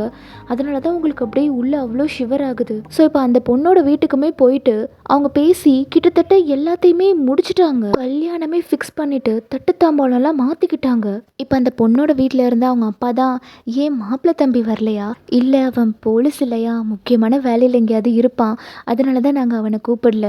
ஓ, இப்போ மதியம் சாப்பிட்ற நேரம் தானே, வீட்டுக்கு தான் வந்துட்டுருப்பான், நான் அவனை ஃபோன் பண்ணி கூப்பிட்றேன், நீங்கள் எதுக்கோ ஒரு தடவை அவனை நேரில் பார்த்துருங்க அப்படின்ற மாதிரி சொல்லிவிட்டு ஜிமினோட அம்மா டக்குன்னு ஜிமினுக்கு ஃபோன் பண்ணியிருந்திருப்பாங்க. ஜிமின் ஃபோன் எடுக்கிறாரு. டேய் இந்த இடத்துக்கு வா அப்படின்னு சொல்லிட்டு ஒரு அட்ரஸை கொடுத்து அங்கே சீக்கிரமாக வர சொல்கிறாங்க. ஜிமினுக்கு ஒன்றும் புரியல. அவரும் அவரோட ஜீப்பை எடுத்துகிட்டு வந்திருந்திருப்பாரு. பார்த்தா யாரோ ஒருத்தவங்க வீடு மாதிரி இருக்குது. போய் பார்த்தா, டே வாடா வாடா அப்படின்னு சொல்லிட்டு ஜிமினோட அம்மா ஜிமினோட கையை பிடிச்சி கூப்பிட்டுட்டு, இவன் தான் என் பையன், எப்படி இருக்கான் அப்படின்ற மாதிரி கேட்டிருப்பாங்க. அங்கே இருக்கிற எல்லாருக்குமே ஜிமினை பார்த்ததுமே பிடிச்சி போயிருந்திருக்கும். லிட்ரலி அந்த பொண்ணுக்குமே ரொம்ப பிடிச்சிருந்துருக்கும். ஜிமினுக்கு ஒன்றும் புரியல. அம்மா என்னம்மா எதுக்கு வர சொன்னீங்க, யார் இவங்களாம்? டே ஜிமினா, இவங்க பொண்ணு வீட்டுக்காரங்கடா, தோ அவள் தான் பொண்ணு, இந்த பொண்ணுக்கு தான் உன்னை பேசியிருக்கோம் அப்படின்ற மாதிரி சொல்கிறாங்க கேஷுவலாக. ஜிமினுக்கு அப்படி ஷாக்கிங்காக இருந்திருக்கும். அந்த குடும்பத்தையே ஒரு நிமிஷம் பார்த்துட்டு டக்குன்னு உங்களை தேடுறாரு. பார்த்தா நீங்கள் இல்லை. டக்குன்னு அவங்க அம்மா கிட்டே போயிட்டு, அம்மா ஒயனுங்கம்மா, ஒயனை கூட்டிகிட்டு வரலையா? இல்லைடா, அது இப்போ உங்கள் அம்மா தான் ஒயன் வீட்டில் இருக்கா அப்படின்றாங்க. ஜிமின் அப்படியே டக்குன்னு, அக்கா அவளை எதுக்காக தனியாக விட்டுட்டு வந்த? நீங்கள் எனக்கு பொண்ணு பார்க்க வந்திருக்கீங்கன்ற விஷயம் அவளுக்கு தெரியுமாக்கா அப்படின்ற மாதிரி ரொம்ப பயந்துட்டே கேட்குறாரு. ஆமாம் தெரியும், சொல்லிட்டு தான் வந்தோம். இங்கே கூட்டிகிட்டு வர வேண்டான்னு தான் அவளை வீட்டிலே தனியாக விட்டுட்டு வந்திருக்கேன். அதெல்லாம் அவள் பத்திரமா தான் இருப்பா. நீ ஒரு சரியான முட்டாள்க்கா, இத்தனை வருஷம் உன் பொண்ணு கூட இருந்துமே உன் பொண்ணை பற்றி இன்னும் உனக்கு தெரியலல்ல, ச்சே அப்படின்னு சொல்லிட்டு ஜிமின் டக்குன்னு அவரோட ஜீப்பில் ஏறி உங்கள் வீட்டுக்கு தான் ஃபாஸ்ட்டாக வந்துட்டுருக்காரு. அவங்க அம்மா தான், அது என்னோடய பேத்தி வீட்டில் தனியாக இருக்கா, அதனால தான் பார்க்க போயிட்டுருக்கான், நீங்கள் ஒன்றும் நினச்சிக்காதீங்க அப்படின்ற மாதிரி சொல்லியிருப்பாங்க. ஜிமின் ரொம்ப ஃபாஸ்ட்டாக அவரோட ஜீப்பை எடுத்துகிட்டு உங்கள் வீட்டு முன்னாடி வந்து நிற்கிறாரு. உள்ளே போய் பார்த்தா வீட்டில் யாருமே இல்லை, வீடே வெறிச்சூடி இருக்குது. ஒயான் சலோ எங்கடி இருக்க ஒயான் அப்படின்ற மாதிரி கத்தி கத்தி கூப்பிடுறாரு. பட் எந்த ரெஸ்பான்ஸுமே இல்லை. இப்போ உங்களோட ரூம் கதவை பார்க்குறாரு. பார்த்தா அது உள்ளே தாப்பால் போட்டிருக்கு. ஜிமின் டக்குன்னு அந்த ரூம் கிட்டே வந்துட்டு, ஒயான் அப்படின்ற மாதிரி கதவை தட்டி தட்டி கூப்பிட்டுட்ருக்காரு. பட் உள்ளேருந்து எந்த ரெஸ்பான்ஸுமே வரல. அவருக்கு ரொம்ப பேனிக் ஆகி இருந்திருக்கும், பயத்தோட உச்சக்கட்டத்துக்கு போயிருந்திருப்பார். டக்குன்னு அவரோட ஃபுல் ஃபோர்ஸையும் கொடுத்து அந்த கதவை உடைக்க ட்ரை பண்ணுறாரு. ஒரு வழியாக உடைச்சிட்டு உள்ளே வந்திருந்திருப்பார். பார்த்தா நீங்கள் கையில் ஒரு விஷ பாட்டிலை வச்சுட்டு அதை குடிக்கிறதுக்காக ட்ரை பண்ணிட்டு இருந்திருப்பீங்க. அதை ஜிமின் பார்த்ததுமே அவருக்கு செம்ம ஷாக்காக இருந்திருக்கும். ஓடி வந்து அந்த விஷ பாட்டிலை அப்படியே தட்டி விட்டுருந்துருப்பாரு. நீங்கள் அப்படியே கீழே விழுந்து அந்த விஷ பாட்டிலை பார்த்துட்டு உங்கள் மாமா அப்படியே பார்க்குறீங்க. என்ன காரியம்டி பண்ணிகிட்ருக்க அப்படின்னு சொல்லிட்டு பல்லாருன்னு ஒரு அறை விட்டுருந்துருப்பாரு. நீங்கள் அப்படியே கன்னத்தில் கையை வச்சுட்டு ஜிமின் அப்படியே பார்க்குறீங்க. அப்படின்ற மாதிரி கன்னத்தில் கையை வச்சுட்டு அழுவுறீங்க. அவருக்கு அப்படியே ரொம்ப கஷ்டமாக இருந்திருக்கும். ஐயோ அடிச்சிட்டோமே அப்படின்னு சொல்லிட்டு, ஐயோ செல்லமே இங்கே வாடி அப்படின்னு சொல்லி டக்குன்னு உங்களை இழுத்து அப்படியே ஹக் பண்ணி இருந்திருப்பாரு. உங்கள் கன்னத்தை அப்படியே தேய்ச்சி விடுறாரு. சாரிடி சாரி அப்படின்னு சொல்லிட்டு உங்கள் ஃபோர்ஹெட்டில் அப்படியே கிஸ் பண்ணியிருப்பாரு. என்ன காரியம்டி பண்ணிகிட்ருக்க, ஏன்டி இப்படி பண்ணுற அப்படின்ற மாதிரி அழுதுகிட்டே கேட்குறாரு. எனக்கு வேறு வழி தெரியல மாமா, எனக்கு இதுக்கு மேலே நம்பிக்கை இல்லை மாமா, நம்ம 2 பேரும் சேருவோன்ற நம்பிக்கை எனக்கு இல்லை மாமா. அதனால தான் சாகலான்ற முடிவை எடுத்தேன் அப்படின்ற மாதிரி நீங்கள் அழுதுகிட்டே சொல்கிறீங்க. இங்கே பாரு, நீ செத்தா மட்டும் இந்த பிரச்சனையெல்லாம் தீந்துருமா? இல்லை நீ செத்துட்டு நான் மட்டும் நிம்மதியாக வாழ்ந்துருவேனா? எப்படி இப்படி ஒரு முடிவு எடுக்க துணிஞ்ச நீ? வேற என்ன மாமா என்ன பண்ண சொல்கிற? அன்னைக்கு அம்மா சொன்னதை கேட்டல்ல, நம்ம பரம்பரையில் இதுக்கப்புறம் யாரும் சொந்தத்தில் கல்யாணம் பண்ணிக்க கூடாதான். எல்லாத்தையும் மீறி எப்படி மாமா நமக்கு கல்யாணம் பண்ணி வைப்பாங்க? இதுக்கப்புறம் என்ன பண்ண முடியும் மாமா? அப்படின்ற மாதிரி நீங்கள் அழுதுகிட்டே ஜிமின் கிட்ட கேட்குறீங்க. ஜிமின் அப்படியே உங்கள் சீக்ஸை பிடிச்சிட்டு, பாருடி, என் உலகமே நீ தாண்டி, உனக்காக நான் என்ன வேணா பண்ண வேண்டி. எப்போ நீ விஷத்தை குடிச்சு உன் உயிரையே விடலான்னு நினச்சியோ, இதுக்கப்புறமும் நான் சும்மா இருக்க மாட்டேன். இங்கே பாரு, கண்ணை தொட அப்படின்னு சொல்லிட்டு உங்கள் கண்ணையும் தொடச்சிட்டு அவரோட கண்ணையுமே தொடச்சிட்டு, இங்கே பாரு, மாமா இருக்கேன், மாமா உன்னை விட்டு எங்கேயும் போக மாட்டேன். அவங்க எனக்கு தெரியாமலே எனக்கு பொண்ணு பார்க்கறதுக்காக போயிருக்காங்க ஒயன். கண்டிப்பாக இந்த கல்யாணம் நடக்காது. நம்ம 2 பேருக்கும் தான் கல்யாணம் நடக்கும். மாமா உனக்கு வாக்கு கொடுத்துருக்கேன், அதை என்றைக்குமே மறந்துடாத. என்னைக்கா இருந்தாலும் நீ தான் என்னோட பொஞ்சாதி. என்கிட்ட இருந்து உன்னை யாராலையும் பிரிக்கவே முடியாது ஒயன். கல்யாணத்துக்கு தேதியாக குறிச்சிட்டு வராங்க. அவங்க குறித்த தேதியில் எனக்கும் அந்த பொண்ணுக்கும் கல்யாணம் நடக்காது. எனக்கும் உனக்கும் தான் கல்யாணம் நடக்கும். நான் சொன்னது நடக்குதா இல்லையான்னு மட்டும் பாரு. இங்கே பாரு அம்மு, எனக்கு ஒரு 6 மாதம் மட்டும் டைம் கொடு, சரியா? ப்ளீஸ், அது வரைக்கும் இந்த மாதிரி முட்டாள்தனமான எந்த ஒரு முடிவையும் எடுக்காதடி அப்படின்ற மாதிரி உங்களோட சீக்ஸை ஹோல்ட் பண்ணி அவர் உங்களுக்கு நம்பிக்கை கொடுத்துட்ருக்காரு. நீங்களும் அவர் சொன்ன வார்த்தையெல்லாம் கேட்டு உங்கள் மனசுக்குள்ளே நம்பிக்கையை வர வச்சுக்கிட்டீங்க. அவர் சொன்ன மாதிரியே அந்த 6 மாதமும் கம்ப்ளீட் ஆகி இருந்திருக்கும். இன்றைக்கி தான் ஒரு ஃபைன் டே. ஜிமின் உங்கள் வீட்டு மாடியில் நின்று உங்ககிட்ட பேசிகிட்ருக்காரு. உங்கள் கையை பிடிச்சிக்கிட்டே, அம்மு, இப்போ நான் சொல்ல போகிற விஷயத்த கேட்டால் நீ பயப்படக்கூடாது, சரியா? சரி மாமா, எதுவாக இருந்தாலும் சொல்லுங்கள். இன்னும் ஒரு 2 நாளில் எனக்கு கல்யாணம் அம்மு. ஆனால் அந்த கல்யாணத்தில் எனக்கு பொண்ணு அவ கிடையாது, நீ தான். என்ன மாமா சொல்கிற? இது எப்படி சாத்தியமாகும்? சாத்தியமாகும் அம்மு. ஏன்னா நம்ம இந்த ஊரில் இருக்க போகிறதில்ல.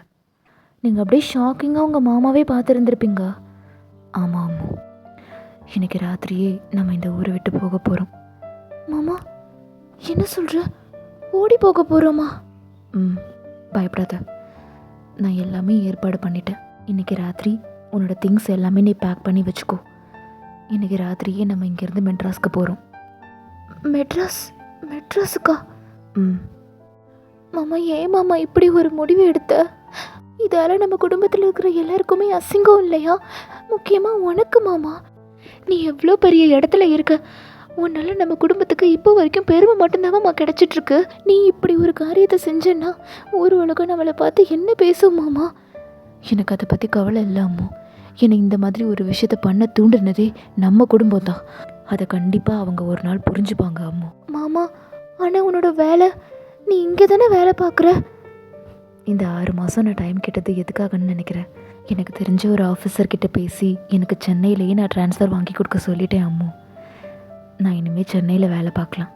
நம்ம 2 பேரும் அங்கே தான் வாழ போகிறோம். ஆனால் மாமா, என்னை நம்பு அம்மோ. உன்னை வாழ்க்கை பூரா கண் கலங்காமல் வச்சு நான் பார்த்துப்பேன். எனக்கு பொண்டாட்டியாக என் வாழ்க்கை பூரா என் கூடவே இரு. அது மட்டுமே எனக்கு போதும் அம்மோ. உங்களுக்கு லைட்டாக கஷ்டமாக தான் இருக்குது. பட் இருந்தாலும் அவர் நமக்காக தானே இவ்வளவும் பண்ணியிருக்காரு அப்படின்றதுக்காக நீங்கள் அவர் சொன்னதுக்கு ஓகே சொல்லியிருந்திருப்பீங்க. ஸோ அவர் சொன்ன மாதிரியே அன்றைக்கி நைட்டு நீங்கள் உங்கள் பேக்கில் உங்களோட திங்ஸ் எல்லாத்தையுமே எடுத்து பேக் பண்ணி வச்சுக்கிறீங்க. ஸோ அன்றைக்கி நைட்டு ஜிமின் தான் அவரோட பைக் எடுத்துகிட்டு உங்கள் வீட்டு முன்னாடி வந்து நிற்கிறாரு. நீங்களும் கரெக்டாக லக்கேஜ் எல்லாம் கையில் வச்சுட்டு அவருக்காக வெயிட் பண்ணிட்டு இருந்திருப்பீங்க. அவர் வந்ததுமே போய் அவரோட பைக்கில் ஏறி உட்காந்துக்கிட்டீங்க. பட் உங்கள் வீட்டையே நீங்கள் திரும்பி திரும்பி பார்த்துட்டே இருந்திருப்பீங்க. இப்போ ஜிமின் தான், அம்மு நான் இருக்கேன், வா அப்படின்னு சொல்லிட்டு உங்களை அப்படியே பைக்கில் உட்கார வச்சு கூட்டிகிட்டு போயிருந்திருப்பார். நைட்டு ஃபுல்லாக அந்த பைக்கில் நீங்கள் ட்ராவல் பண்ணிகிட்டு இருந்திருப்பீங்க. ஏர்லி மார்னிங் ஒரு 6 o'clock நீங்கள் சென்னைக்கு ரீச் ஆகி இருந்திருப்பீங்க. அங்கே போனதுமே ஜிமின் தான் உங்களை ஸ்ட்ரைட்டாக ஒரு வீட்டுக்கு கூட்டிகிட்டு போயிருந்திருப்பார். பார்த்தா அது ஒரு குவார்ட்டர்ஸ் மாதிரி இருக்குது, கவர்மெண்ட் ஆஃபீஸர்ஸ்லாம் தங்குற குவார்ட்டர்ஸ். நீங்கள் அப்படியே உங்கள் மாமா கிட்ட, மாமா இது எந்த வீடு மாமா அப்படின்னு நீங்கள் கேட்குறீங்க. நம்ம வீடு தான் அம்மு, எனக்கு கவர்மெண்ட்டில் கொடுத்த குவார்ட்டர்ஸ். இனிமேல் நம்ம இங்கே தான் தங்க போகிறோம் அப்படின்னு சொல்லிவிட்டு பைக்கை பார்க் பண்ணிவிட்டு உங்கள் கையை பிடிச்சி அந்த வீட்டுக்குள்ளே அவர் கூட்டிகிட்டு போகிறாரு. ஸோ இப்போ அந்த வீட்டுக்கு போகும்போது தான், இரு அம்மு, வலது கால் எடுத்து வச்சு உள்ளவா அப்படின்றாரு. ஸோ நீங்களும் அப்படி உங்கள் மாமாவை பார்க்குறீங்க, என்ன பார்க்குற, இனிமேல் நம்ம வாழ போகிற வீடு இது தானே, அப்போ வலது கால் எடுத்து வச்சு தானே உள்ளே போகணும், வா அப்படின்னு சொல்லி உங்கள் கையை பிடிச்சி 2 பேருமே வலது காலை வச்சு அந்த வீட்டுக்குள்ளே போகிறீங்க. போய் பார்த்தா ஒரு வீட்டில் இருக்க வேண்டிய எல்லா விஷயங்களுமே அந்த வீட்டில் இருக்குது. ஈவன் தோ கிளாக்கு, கிச்சனில் சமைக்கிறதுக்கான ஐட்டம்ஸ், பூஜை ரூமுக்கான ஐட்டம்ஸ் எல்லாமே இருக்குது, ஃபேனு, லைட்டுன்னு. நீங்கள் அப்படியே உங்கள் மாமாவை பார்த்துட்டு, மாமா யாராவது இங்கே தங்கிக்கிட்டு இருக்காங்களா மாமா அப்படின்ற மாதிரி கேட்டிருப்பீங்க. யாரும் தங்கலை, நம்ம தான் தங்க போகிறோம். ஆனால் மாமா பார்த்தா ஏற்கனவே யாரோ இங்கே இருந்த மாதிரியே இருக்குது, அப்படி அப்படியே பொருட்களெல்லாம் விட்டுட்டு போன மாதிரி இருக்கு மாமா. எல்லாமே நம்ம பொருட்கள் தான். நீங்கள் அப்படியே ஷாக்கிங்காக பார்க்குறீங்க. ஜிமின் அப்படியே டக்குன்னு உங்கள் கிட்ட வந்து உங்கள் கையை பிடிச்சிட்டு, இந்த 6 மாதமும் உன் மாமா என்ன பண்ணிட்டு இருந்தேன்னு நீ நினச்ச அப்படின்னு சொல்லிட்டு சொல்கிறாரு. ஆக்சுவலாக ஜிமின் இந்த 6 மாதமும் சென்னையில் அவருக்கு தெரிஞ்ச ஒரு ஆஃபீஸர்கிட்ட கேட்டு ட்ரான்ஸ்ஃபர் வாங்கி சென்னையில் ஒரு போலீஸ் ஸ்டேஷனில் இன்ஸ்பெக்டராக வேலை வாங்கி இருந்திருப்பார்.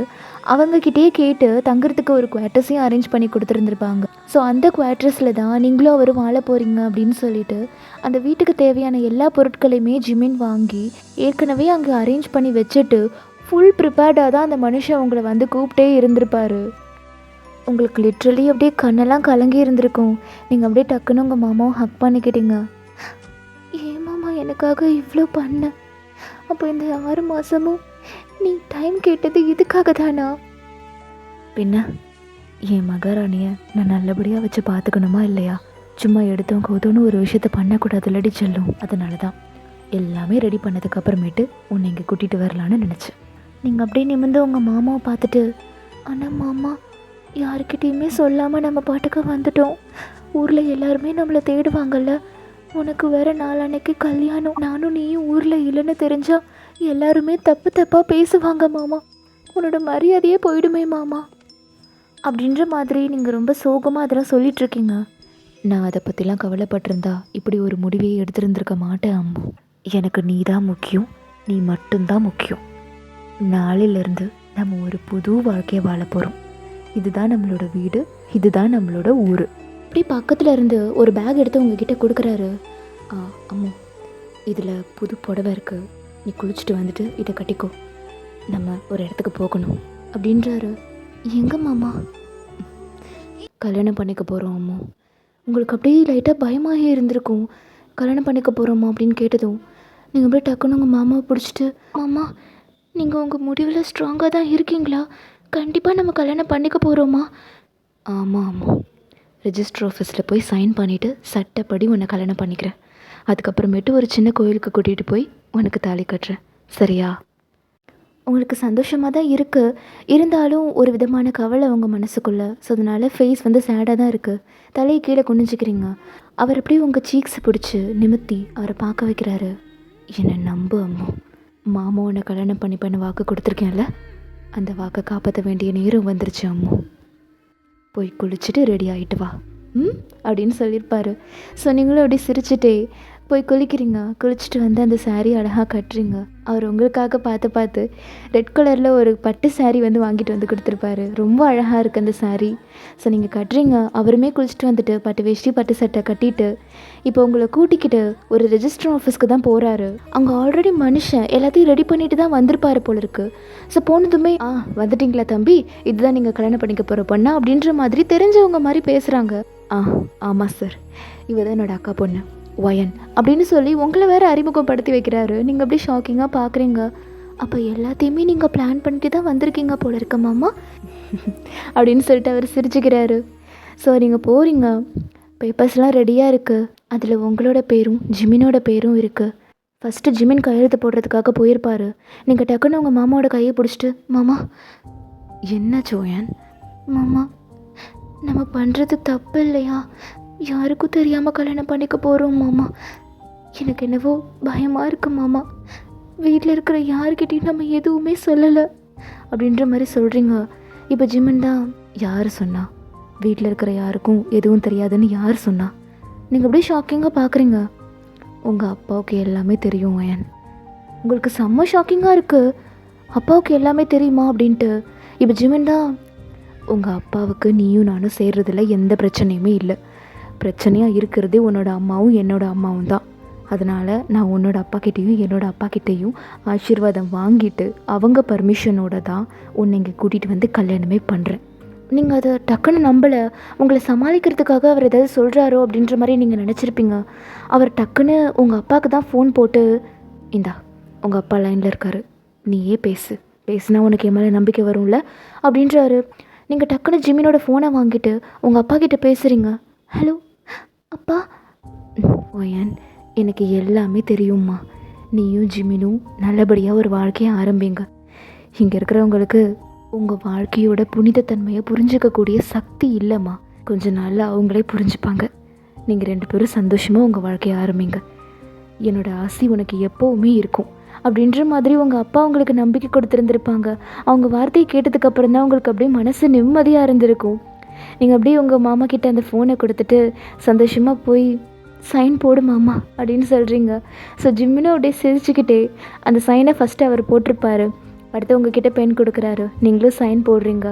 சட்டப்படி நீங்கள் 2 பேருமே அந்த ரெஜிஸ்டர் ஆஃபீஸில் மேரேஜ் பண்ணி இருந்திருப்பீங்க. ஸோ ஜிமின் சொன்ன மாதிரியே நெக்ஸ்ட்டு உங்களை ஒரு கோயிலுக்கு கூட்டிகிட்டு போயிருந்திருப்பார். அங்கே அந்த ஐயர் வந்துட்டு தாலி மாலை எல்லாத்தோட ரெடியாக இருக்கார். அதையும் மனுஷன் ப்ரிப்பேர்டாக தான் வந்திருக்காரு போல இருக்குது. ஸோ அங்கே போயிட்டு சாமியை நல்லா கும்பிட்டுட்டு 2 பேரும் மாலை மாற்றிக்கிட்டு அந்த மனுஷன் அழகாக அந்த தாலியை எடுத்து உங்களுக்கு கட்டி விடுறாரு. உங்களோட ஃபோர்ஹெட் அப்படியே அட்டாச் பண்ணிவிட்டு, இப்போ சந்தோஷமா, இனிமே நீ தான் என் பொஞ்சாதி அப்படின்ற மாதிரி கேட்குறாரு. உங்களுக்கும் அப்படியே ஸ்மைல் வந்திருக்கு, கண்ணிலேருந்து லைட்டாக டியர்ஸ் வந்திருக்கும். உங்கள் ஜிமின் மாமா அப்படியே உங்கள் கண்ணில் வளைஞ்சிட்ருக்கிற அந்த கண்ணீரை தொடச்சி விடுறாரு. இப்போ உங்கள் வீட்டு சைடு பார்க்கலாம். உங்ககிட்ட ஃபோன் பேசி முடிச்சுட்டு உங்கள் அப்பா ஸ்ட்ரைட்டாக வீட்டுக்குள்ளே தான் வந்திருந்திருப்பாரு. பார்த்தா உங்கள் அம்மா வந்துட்டு ஒரு மாதிரி பதட்டமாகவே இருக்காங்க. எங்க ஒயனை காணோங்க, இப்போ தான் அம்மா எனக்கு ஃபோன் பண்ணி சொன்னாங்க, வீட்டில் ஜிமினையும் காணோம்மா, 2 பேரும் எங்கெங்கே போயிருப்பாங்க. உங்கள் அப்பா அப்படியே கேஷுவலாக அந்த சோஃபாவில் போய் உட்கார்றாரு. ஏங்க பிள்ளைங்கள காணோன்னு சொல்லிகிட்ருக்கேன், நீங்கள் பதட்டப்படாமல் இருக்கீங்க. 2 பேரும் நல்லா தான் இருக்காங்க, பயப்படாத அப்படின்னு சொல்லிட்டு நியூஸ் பேப்பர் படிச்சுட்ருக்காரு அவர் கேஷுவலாக. என்ன அப்போ உங்களுக்கு எல்லாம் தெரியுமா? எங்கே போயிருக்காங்க 2 பேரும் அப்படின்ற மாதிரி கோவமாக கேட்குறாங்க. புது வாழ்க்கையை ஆரம்பிக்க போயிருக்காங்க அப்படின்ற மாதிரி உங்கள் அப்பா கேஷுவலாக சொல்கிறாரு. என்ன நீங்கள் சொல்கிறது எனக்கு புரியலங்க. 2 பேரும் ஊரை விட்டு போயிட்டாங்களா என்ன அப்படின்ற மாதிரி பயந்துட்டே கேட்குறாங்க. உங்கள் அப்பா தான், பின்ன பிடிச்ச வாழ்க்கையை நீ அவங்களுக்கு கொடுக்கல, அதனால் அவங்களுக்கு பிடிச்ச வாழ்க்கையை அவங்களே அமைச்சிக்கிட்டாங்க. ஜிமின் முறைப்படி உன்கிட்ட வந்து உன் பொண்ணை எனக்கு கட்டி கொடுன்னு கேட்டான், நீ கொடுத்தியா? அவன் படித்த புள்ள, கஷ்டப்பட்டு படித்து ஒரு கவர்மெண்ட் அதிகாரியாக உட்காந்துருக்கான். அவனை போய் வலுக்கட்டாயமாக இன்னொரு பொண்ணுக்கு கல்யாணம் பண்ணி கொடுக்க பார்க்குற நீ. அவன் என்ன முட்டாளா வயனை விட்டு கொடுக்குறதுக்கு? அதான் கூட்டிகிட்டு போயிட்டான். ஐயோ, பொண்ணு வீட்டுக்காரங்க கேட்டால் நான் என்ன பதில் சொல்லுவேன்? ஊரே சிரிக்குமே. இதெல்லாம் நீ அவங்கள கல்யாணம் பண்ணிக்க வேணான்னு சொல்கிறதுக்கு முன்னாடி யோசிச்சிருக்கணும். இப்போ யோசிச்சு ஒரு புண்ணியமும் இல்லை. நீங்களாம் ஒரு அப்பாவா? பெத்த பொண்ணை போய் ஓடி போகிறதுக்கு அனுமதி கொடுத்துருக்கீங்க. நானும் ஒரு அப்பா தான், பெத்த பொண்ணுக்கு நல்ல வாழ்க்கையை கொடுத்துருக்கேன். இப்போ ஊர் உலகமே உங்களை பார்த்து சிரிக்கும், அதை பார்த்து உங்கள் மனசு சந்தோஷப்படுமா? யார் என்ன பேசினாலும் எனக்கு அதை பற்றி கவலை இல்லை. இந்த நிலைமையை ஏற்படுத்தி கொடுத்ததே நீ தான். அவங்க கேட்ட மாதிரி அவங்க 2 பேருக்கும் கல்யாணம் பண்ணி வச்சுருந்தீங்கன்னா இந்நேரம் கல்யாணம் பண்ணி 2 பேரும் சந்தோஷமான ஒரு கௌரவமான வாழ்க்கையை வாழ்ந்துட்டு இருந்திருப்பாங்க. அவங்க இப்படிப்பட்ட முடிவை எடுத்ததுக்கு காரணமே நீயும் உன்னோட அம்மாவும் தான். அதுக்கான பலனை நீங்கள் அனுபவிச்சு தானே ஆகணும். நல்லா அனுபவிங்க அப்படின்ற மாதிரி கேஷுவலாக சொல்கிறாரு உங்கள் அப்பா. உங்கள் அம்மா அப்படியே தலையில் கையை வச்சுட்டு உட்காந்துருந்துருப்பாங்க. இப்போ உங்கள் சைடு பார்க்கலாம். 2 பேருமே சந்தோஷமாக கல்யாணம் பண்ணிவிட்டு அந்த வீட்டுக்குள்ளே வந்திருந்துருப்பீங்க.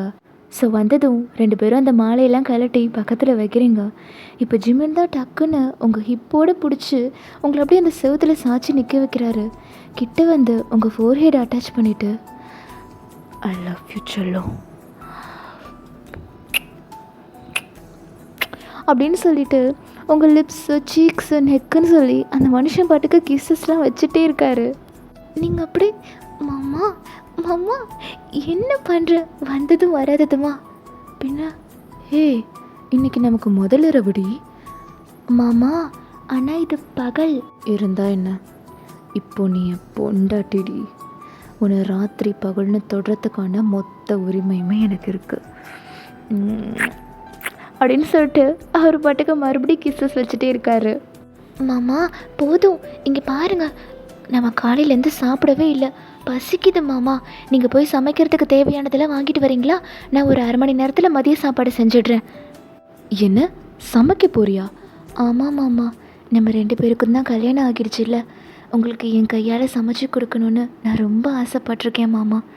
ஜிம்னு போய் டக்குன்னு உங்கள் ஹிப்பை பிடிச்சி கிட்ட இழுத்து உங்கள் ஃபோர்ஹெட் அட்டாச் பண்ணிவிட்டு, அதுக்கு என்ன, இதுக்கப்புறம் நான் மொத்தமும் உனக்கு தான் சொந்தம், எவ்வளோ வேணால் சமைச்சு கொடு, ஆனால் இன்றைக்கி ஒரு நாள் மட்டும் ஃப்ரீயாக இரு, நம்ம வெளில போய் சாப்பிட்லாம், சரியா அப்படின்னு சொல்லியிருப்பாரு. என்ன, வெளியில் போகிறோமா? இந்த சென்னை வெயிலில் இந்த பட்டு புடவையை கட்டிட்டு வந்தீங்கன்னா நீ வெந்து போயிடுவடா தங்கம். அதனால உள்ள ஷெல்ஃபில் உனக்காக மாமா நிறைய காட்டன் புடவையெல்லாம் வாங்கி வச்சுருக்கேன், போய் அதை கட்டிட்டு வா, நம்ம வெளில போகலாம் அப்படின்னு சொல்லியிருப்பாரு. உங்களுக்கு அப்படியே ரொம்ப சந்தோஷமாக இருந்திருக்கும். ஸோ நீங்களும் அந்த ரூமுக்கு போயிட்டு அந்த கபோர்டு ஓப்பன் பண்ணி பார்க்குறீங்க. உள்ளே பார்த்தா கலர் கலராக நிறைய காட்டன் புடவையெல்லாம் உங்களுக்காக மனுஷன் வாங்கி வச்சுருக்காரு. ஸோ அதில் ஒரு அழகான கலராக பார்த்து எடுத்து நீங்கள் கட்டிட்டு வெளில வரீங்க. ஜிமினும் அதே மாதிரி ஒரு பேண்ட்டு ஷர்ட்டு மாற்றிட்டு வெளில வந்திருப்பார். ஸோ இப்போ 2 பேருமே ஜிமினோட பைக்கில் தான் ஏறிட்டு நிறைய இடத்துக்கு உங்களை சுற்றி பார்க்க கூட்டிகிட்டு போகிறாரு. பார்க்கு, பீச்சு, சினிமா அப்படின்னு சொல்லிட்டு அன்றைக்கி ஃபுல்லாகவே நீங்கள் வெளியிலே இருந்திருப்பீங்க, வெளியிலே தான் சாப்பிட்ருப்பீங்க. ஸோ ஒரு வழியாக 2 பேருமே நைட்டு ஒரு 9 மணி போல் வீட்டுக்கு வந்திருந்துருப்பீங்க. ஸோ உள்ளே வந்துட்டு ஜிமின் தான் அந்த வீட்டோட டோரெல்லாம் சாத்திட்டு அப்படியே உங்களை பார்க்குறாரு. நீங்கள் அப்படியே இந்த ஹாலில் உங்களோட முந்தானியை பிடிச்சிட்டே நின்றுட்டுருக்கீங்க. அவர் அப்படியே என் செல்லமே அப்படின்னு கூப்பிடுறாரு. உங்களுக்கு அப்படியே ஸ்மைல் வந்திருக்கோம், நீங்கள் வெக்கப்படுறீங்க. முகத்தை திருப்பிக்கிட்டு வைக்கப்பட்டா இந்த மாமா எப்படிடி ரசிப்பேன்? இன்றைக்கி ராத்திரி முழுக்க உன்னை ரசிக்கணும்னு இருக்கேன். மாமா கிட்ட உன்னோட முகத்தை காட்ட மாட்டியா அப்படின்ற மாதிரி ரொம்ப ஏக்கமாக சொல்கிறாரு. உங்களுக்கு அப்படியே ரொம்ப வெக்கம் வந்திருக்கும். அவர் அப்படியே ஓய் அப்படின்னு சொல்லிகிட்டே உங்ககிட்ட வந்திருப்பார். உங்களோட 2 ஷோல்டரையுமே பிடிச்சிட்டு இந்த மாமாவை பார்க்க மாட்டியா அப்படின்ற மாதிரி கேட்குறாரு. நீங்கள் அப்படியே லைட்டாக அவர் பக்கம் திரும்பி இருந்திருப்பீங்க. அவர் அப்படியே ஸ்மைல் பண்ணிவிட்டு டக்குன்னு உங்களை திருப்பி அப்படியே ஹக் பண்ணி இருந்திருப்பார். ரொம்ப டைட்டான அந்த ஹக் அது. உங்களுக்கு அப்படியே அந்த ஹக்கு ரொம்ப வார்மாக இருக்குது. நீங்களும் உங்கள் மாமாவோட முதுகை நல்லா இறுக்கமாக பிடிச்சி அந்த ஹக்கை ஃபீல் பண்ணுறீங்க. அவர் அப்படியே கொஞ்சம் கொஞ்சமாக உங்கள் சீக்ஸு, ஃபோர்ஹெட்டு, நெக்குன்னு சொல்லி நிறைய கிஸ்ஸஸ் வச்சுட்டே இருப்பார். அப்படியே உங்கள் லிப்ஸ் கிட்ட வந்து பயங்கரமாக கிஸ் பண்ணி இருந்திருப்பார். அப்படின்ற மாதிரி நீங்கள் அந்த கிஸ்ஸஸ்லேயே கொஞ்சம் கொஞ்சமாக மெல்ட் ஆகுறீங்க. உங்களுக்கு அப்படியே மார்னிங்லாம் வந்திருக்கும். அவர் அப்படி உங்களோட சாரியோட பின்னை அப்படியே கழட்டி இருந்திருப்பார். உங்கள் சாரீ நழுவி கீழே விழுந்திருக்கும். உங்கள் மொத்த சாரியுமே கழட்டி தூக்கி போட்டிருப்பார். உங்களை அப்படியே பேக் சைடால் டேர்ன் பண்ணிவிட்டு உங்கள் நெக்கு ஃபுல்லாக அவ்வளோ கிஸ்ஸஸ் வச்சிட்ருக்காரு. அப்படியே அவரோட கைகள் உங்கள் செஸ்ட்டு கிட்ட தான் வந்திருக்கும். அப்படியே ஒவ்வொரு ஹூக்காக கழட்டி உங்கள் ப்ளவுஸையுமே கழட்டியிருப்பார். ஃபைனலி உங்களோட ப்ரேசரையுமே கழட்டி தூக்கி போட்டிருப்பாரு. நீங்கள் அப்படியே உங்கள் 2 கையால் உங்கள் செஸ்ட் அப்படியே மறைச்சிட்டு நின்றுட்டுருக்கீங்க. மனுஷன் அதை பார்த்து லைட்டாக ஸ்மைல் பண்ணியிருந்திருப்பார். அப்படியே உங்களுக்கும் ஒரு 2 ஸ்டெப்பு பேக்வேர்டில் வந்துட்டு அவரோட ஷர்ட்டு, பனியன் எல்லாத்தையுமே கழட்டி தூக்கி போட்டுட்டு அப்படியே உங்களை பிடிச்சி இழுத்து அந்த வாலில் அப்படியே பின் பண்ணிவிட்டு உங்கள் முதுகோடு சேர்த்து உங்களை டைட்டாக ஹக் பண்ணிவிட்டு உங்கள் நெக்கில் வந்து பயங்கரமாக கிஸ் கொடுத்துட்ருக்காரு மனுஷன். அவரோட அந்த ஃப்ளஃபி மவுத்தை வச்சுட்டு உங்களுக்கு கிஸ் கொடுக்கும்போது உங்களுக்கு செம்ம மார்னிங் வந்திருந்திருக்கும். அப்படியே கொஞ்சம் கொஞ்சமாக அவரோட உதடு வந்து உங்கள் செஸ்ட்டு கிட்டே போயிருந்திருக்கும். அப்படியே அங்கே பயங்கரமாக சக் பண்ணி இருந்திருப்பார். அப்படியே அவரோட கைகள் உங்களோட இன்ஸ்கர்ட் கிட்ட தான் போகுது. அந்த முடிச்சு அப்படியே அவுத்து விடுறாரு. அது அப்படியே கீழே போகுது. அந்த ஹால்லே உங்களை ஃபுல்லாக நேக்கட் ஆக்கிட்டு அந்த மனுஷன் அப்படியே உங்களை ப்ரைடல் ஸ்டைல் தூக்கிட்டு ரூமுக்கு தான் கூட்டிகிட்டு போயிட்டுருக்காரு. ரூமுக்கு போயிட்டு அந்த பெட்டில் உங்களை அப்படியே படுக்க போட்டுட்டு அவரோட மொத்த பாரத்தையுமே உங்கள் மேலே அப்படியே இறக்குறாரு. உங்கள் ஃபேஸில் இருக்கிற அந்த ஹேரெல்லாம் விளக்கி விட்டுட்டே அந்த மனுஷன் உங்ககிட்ட என்னை தாங்கிப்பே அடிச்சாலும் அப்படின்ற மாதிரி கேட்குறாரு. நீங்கள் அப்படியே தாங்கிப்பேன் மாமா, நான் மொத்தமும் உனக்கு மட்டும்தான் சொந்தம், என்னை எவ்வளோ வேணால் எடுத்துக்கோ அப்படின்ற மாதிரி சொல்கிறீங்க. அவருக்கு அப்படியே ரொம்ப ஆசையாக இருந்திருக்கும். உங்கள் மேலே இருக்கிற மொத்த ஆசையுமே அவர் அந்த ராத்திரி பூரா காட்டி இருந்திருப்பார். அப்படியே உங்களுக்கு லைஃப் பிகினாக இருந்திருக்கும். 2 பேரும் கட்டி பிடிச்சிட்டு படுத்து தூங்கி இருந்திருப்பீங்க. ஸோ இப்போ நெக்ஸ்ட் டே மார்னிங் ஆகுது. நீங்கள் தான் ஃபஸ்ட்டு வேக்கப் பண்ணுறீங்க. பார்த்தா நீங்கள் உங்கள் மாமாவோட நெஞ்சு மேலே இருக்கீங்க. அப்படியே அவரை பார்த்துட்டு லைட்டாக ஸ்மைல் பண்ணிவிட்டு அவர் ஃபோர்ஹெட் கிட்டே போயிட்டு லவ் யூ மாமா அப்படின்னு சொல்லிவிட்டு அந்த பெட்லேருந்து இறங்கி நீங்கள் ஸ்ட்ரைட்டாக குளிக்க போகிறீங்க. குளிச்சுட்டு வெளில வந்துட்டு உங்கள் மாமா வாங்கி வச்சுருக்கிற சாரீலேருந்து ஒரு சாரீ எடுத்து கட்டிக்கிட்டு அந்த மிரர் முன்னாடி போய் பார்க்குறீங்க. பார்த்தா உங்களுக்கு தேவையான எல்லாமே அங்கே இருக்குது. பவுடரு, சீப்பு, பொட்டு, ஈவெண்டோ மை கூட இருக்குது. நீங்கள் அழகாக அந்த மையை எடுத்து உங்கள் கண்ணில் வச்சுட்டு பொட்டெல்லாம் வச்சுட்டு வெளில வரீங்க. ஒரு பொறுப்பான பொண்ணாக லட்சணமாக போய் வெளியில் கோலம்லாம் போடுறீங்க. உங்கள் மாமாக்காக கிச்சனில் போய் சமைக்கிறீங்க. நீங்கள் ஏஞ்சி ஒரு 1.5 hours கழிச்சு தான் வந்துட்டு ஜிமின் ஏஞ்சி இருந்திருப்பார். அவர் அப்படி செல்லம் அப்படின்னு சொல்லிட்டே அவரோட நெஞ்சை பார்க்குறாரு. பார்த்தா அங்கே நீங்கள் இல்லை. செல்லம் எங்கே போனா செல்லம் அப்படின்னு சொல்லிட்டே ஏந்திரிச்சு வெளில வராரு. பார்த்தா நீங்கள் ஒரு ஸ்டூல் மேலே ஏறி நின்று ஒட்டடை அடிச்சிட்டு இருந்திருப்பீங்க. அவர் அப்படியே வெளியில் கண்ணை சொருகிட்டே வந்து பார்த்துருந்துருப்பாரு. பார்த்தா வெளியில் கோலம் போட்டிருக்கு. கிச்சன்லேருந்து கமகமன்னு சமையல் வாசம் அடிக்குது. வீடு ஃபுல்லாக க்ளீனாக இருக்குது. நீங்கள் தான் நல்லா ஹிப்பெல்லாம் தெரிகிற மாதிரி அந்த சாரியை இழுத்து வச்சு ஒட்டடை அடிச்சிட்ருக்கீங்க. மனுஷனுக்கு அதை பார்த்தது ரொம்ப டெம்ப்டாகி இருந்திருக்கும். டக்குன்னு உங்கள் கிட்ட வந்துட்டு உங்களோட ஹிப்பையே பிடிச்சி லைட்டாக திருகி இருந்திருப்பாரு. நீங்கள் அப்படியே மாமா ஏஞ்சிட்டிங்களா அப்படின்னு சொல்கிறீங்க. அவர் அப்படியே உங்களை ஹிப்போடு பிடிச்சி அலைக்கா தூக்கி கீழே நிற்க வச்சுட்டு உங்களை அப்படியே பேக் ஹக் பண்ணுறாரு. உங்கள் முதுகில் அப்படியே அவரோட தலையை வச்சுட்டு குட் மார்னிங் டி பொண்டாட்டி அப்படின்ற மாதிரி சொல்கிறாரு. குட் மார்னிங் மாமா. மாமா என்னை விடுங்க, நான் குளிச்சுட்டேன். நீங்கள் இன்னும் குளிக்கவே இல்லை பாருங்கள். போய் பல்ல விளக்கிட்டு குளிச்சுட்டு வாங்க மாமா. வெறும் துண்டை கட்டிட்டு வந்திருக்கீங்க அப்படின்னு சொல்லிட்டு சிரிக்கிறீங்க. துண்டு தானே இதோ கழட்டிடுறேன் அப்படின்னு சொல்லிட்டு அவர் டக்குன்னு கழட்ட போகிறாரு. நீங்கள் அப்படியே பிடிச்சிட்டு மாமா விடிஞ்சிருச்சு, இது ஒன்றும் ராத்திரி இல்லை. அவர் அப்படியே பிடிச்சி உங்களை அந்த வாலில் பின் பண்ணிவிட்டு நான் உங்ககிட்ட என்ன சொல்லியிருக்கேன், நீ இனிமேல் என் பொண்டாட்டி, உன்னை ராத்திரி பகல்னு பார்க்காம எப்போ வேணால் தொடுறதுக்கான உரிமை எனக்கு இருக்குன்னு சொல்லியிருக்கேன்ல. வந்த உடனே உன் வேலையெல்லாம் ஆரம்பிச்சிட்ட போல இருக்கு. வீடே சும்மா ஜொலிக்குது. கிச்சன்லேருந்து கமகமான வாசனை வருது. பின்ன இப்போ நான் இந்த போலீஸ்காரனோட பொண்டாட்டியாச்சே, பொறுப்பாக எல்லா வேலையும் பார்க்கணும் தானே. அவர் அப்படியே உங்கள் ஃபோர்ஹெட்டை அட்டாச் பண்ணிவிட்டு என் பொண்டாட்டி, என்னோட பொண்டாட்டி அப்படின்னு சொல்லி உங்களுக்கு கிஸ் பண்ணியிருந்திருப்பார். உங்கள் பொண்டாட்டி தான், உங்களுக்கு மட்டும்தான். அதனால் என்னை எப்போ வேணால் கொஞ்சிக்கலாம். மணி 7 ஆகுது. போய் குளிச்சுட்டு கிளம்புங்க. சமைச்சு வச்சுருக்கேன், சாப்பிட்டு ஸ்டேஷனுக்கு போகலாம், சரியா? அவருக்கு அப்படி ரொம்ப ப்ரௌடாக இருந்திருக்கும். நேற்று வரைக்கும் இந்த வாழ்க்கையை நினச்சி பயந்துட்டு இருந்தவ இவ்வளோ சீக்கிரம் இதுக்கு அடாப்ட் ஆகிட்டாளே அப்படின்னு சொல்லிட்டு அவர் அப்படியே சிரிச்சுட்டே லவ் யூ சொல்லும் அப்படின்னு சொல்லிட்டு அவருமே குளிக்க போயிருந்திருப்பார். ஸோ அப்படியே அவர் குளிச்சுட்டு வந்து பார்த்துருந்துருப்பாரு. பார்த்தா நீங்கள் அவருக்காக காலை சாப்பாடு, மதிய சாப்பாடு எல்லாத்தையுமே ரெடி பண்ணிவிட்டு அவருக்கு மதிய சாப்பாடை லஞ்ச் பாக்ஸில் வச்சு கட்டிகிட்டு இருக்கீங்க. அவருக்கு அப்படியே அதை பார்க்க ரொம்ப ப்ரௌடாக இருந்திருக்கும். மனுஷன் டக்குன்னு வந்து அவங்களை அப்படியே பேக் ஹக் பண்ணிவிட்டு என் சொல்லுண்டு நீ அப்படின்னு சொல்கிறாரு. உங்களுக்கு அப்படி மாமா குளிச்சிட்டிங்களா, சரி வாங்க காலை சாப்பாடு ரெடியாக இருக்குது, சாப்பிட்டு ஸ்டேஷன் போகலாம். எப்படிடி இவ்வளோ சீக்கிரம் இந்த வாழ்க்கைக்கு நீ அடாப்ட் ஆகிட்ட? அந்த மேஜிக் என்கிட்ட சொல்லு அப்படின்றாரு. ஸோ நீங்கள் அப்படியே இதில் என்ன மாமா இருக்குது, இனிமேல் நீங்கள் தான் என்னோடய வாழ்க்கை, நீங்கள் தான் என்னோடய உலகம்னு தெரிஞ்சிருச்சு. அப்போது அந்த வாழ்க்கைக்கு நான் பழகிக்கிட்டு தானே மாமா ஆகணும்.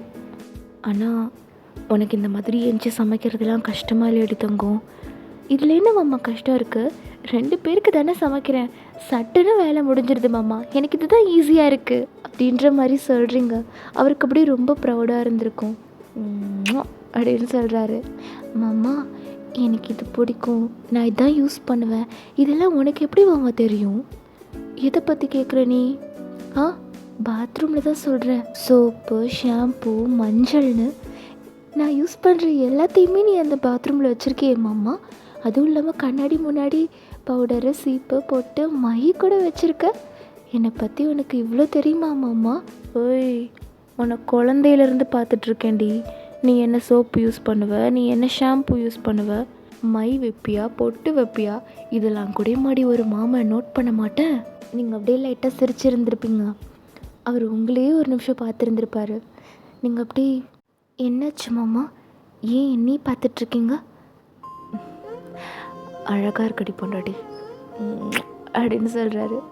சரி மொத்தம் கொடுத்ததெல்லாம் போதும், வாங்க சாப்பிட்லாம் அப்படின்னு சொல்லிட்டு அவருக்கு சாப்பாடெல்லாம் எடுத்து வச்சுருப்பீங்க. அவர் சாப்பிட்றாரு. ரொம்ப டேஸ்ட்டாக சமைச்சிருக்கீங்க நீங்கள். அவர் அப்படியே நல்லா வயிறார சாப்பிட்டுட்டு அவருக்கு மதிய சாப்பாடை கட்டி வச்சுருப்பீங்க. ஏன் தங்கம் கட்டுன? ஏன் மாமா, நீங்கள் மதியம் சாப்பிட்ணும்ல? அதை நான் வீட்டில் வந்து சாப்பிட்டுப்பேன்டா. ஆனால் மாமா, உங்கள் ஸ்டேஷன் தூரமாக இருந்ததுன்னா என்ன பண்ணுவீங்க? டெய்லி வந்துட்டு போயிட்டுருப்பீங்க. நீ வீட்டில் தனியாக இருக்க அம்மு. அட்லீஸ்ட் மதியம் சாப்பிட்றதுக்காவது நான் வீட்டுக்கு வரும்போது உன்னை பார்த்துட்டு போவேன்ல. சரி விடு, இன்றைக்கி கட்டிட்டேன், நாளிலேருந்து கட்டாத. மாமா மதியம் வந்து இங்கேயே சாப்பிட்றேன் அப்படின்னு சொல்லியிருப்பாரு. ஸோ நீங்களும் இப்படி ஸ்மைல் பண்ணி இருந்திருப்பீங்க. அவர் தான் இப்போ அவரோட பெல்ட்டு, வாட்ச்சு, ஷூஸ், ஷாக்ஸ் எல்லாத்தையுமே போட்டுட்டு ஃபைனலி அந்த கேப்பை வந்துட்டு போடலாம் அப்படிங்கிறதுக்காக உங்ககிட்ட வந்து அந்த கேப்பை கொடுத்து அவருக்கு போட்டு விட சொல்கிறாரு. ஸோ நீங்களுடைய ரொம்ப பெருமையாக உங்கள் மாமாவுக்கு அந்த கேப்பை போட்டு விடுறீங்க. பார்த்து பத்திரமா போயிட்டு வாங்க மாமா, ஐ லவ் யூ அப்படின்னு சொல்லிட்டு அவரோட கன்னத்தில் போயிட்டு கிஸ் பண்ணியிருந்திருப்பீங்க. ஐ லவ் பியூட்டி பொண்டாட்டி அப்படின்னு அவருமே உங்களை இழுத்து வச்சு உங்கள் நெக்கு கிட்டே கிஸ் பண்ணியிருந்திருப்பார். போதும் பார்த்து ஸ்டேஷன் போயிட்டு வாங்க, பாய் அப்படின்னு சொல்கிறீங்க. ஸோ அவர் அப்படியே போயிருந்திருப்பார். ஜீப்பில் தான் வந்துட்டு அவர் பிக்கப் பண்ணிட்டு போவாங்க. பிகாஸ் இன்ஸ்பெக்டர் இல்லையா, ஸோ அதனால் பாயெல்லாம் சொல்லி அனுப்பி வைக்கிறீங்க. ஒரு வேளையாக நைட் ஆகி இருந்திருக்கும். அந்த மனுஷன் ஸ்டேஷன்லேருந்து வந்திருப்பார். பார்த்தா கிச்சனில் நீங்கள் நின்று நல்லா சமைச்சிட்ருக்கீங்க. அவர் அப்படியே வந்து பார்த்துருப்பாரு. பார்த்தா உங்கள் முகம் ஃபுல்லாக வேர்த்து போய் நீங்கள் நின்று சப்பாத்தி போட்டுட்டு இருந்திருப்பீங்க. அதனால தான் உங்களுக்கு அவ்வளோ வேர்த்து இருந்திருக்கும். அவர் அப்படியே வந்து பார்த்துருந்துருப்பாரு. தங்கம், ஏன் இப்படி வேர்த்து போயிருக்கு உனக்கு? அதுவா மாமா, இது சித்திரை மாதம் தானே, அதனால் ரொம்ப அனலாக இருக்குது, அதனால தான் சப்பாத்தி போடுறதுனால வேர்த்துருச்சு மாமா அப்படின்னு சொல்கிறீங்க. அவருக்கு அப்படி லைட்டாக கஷ்டமாக இருந்திருக்கும். ஐயோ, நம்ம அவ்வளோ ரொம்ப வேலை வாங்குகிறோமோ அப்படின்ற மாதிரி. அவர் அப்படியே உங்கள் கிட்ட வந்து உங்கள் ஹிப்பை பிடிச்சி கிட்ட இழுத்து அவரோட ஃபேஸை, உங்கள் முகம், கழுத்து ஃபுல்லாக அப்படியே தடவுறாரு.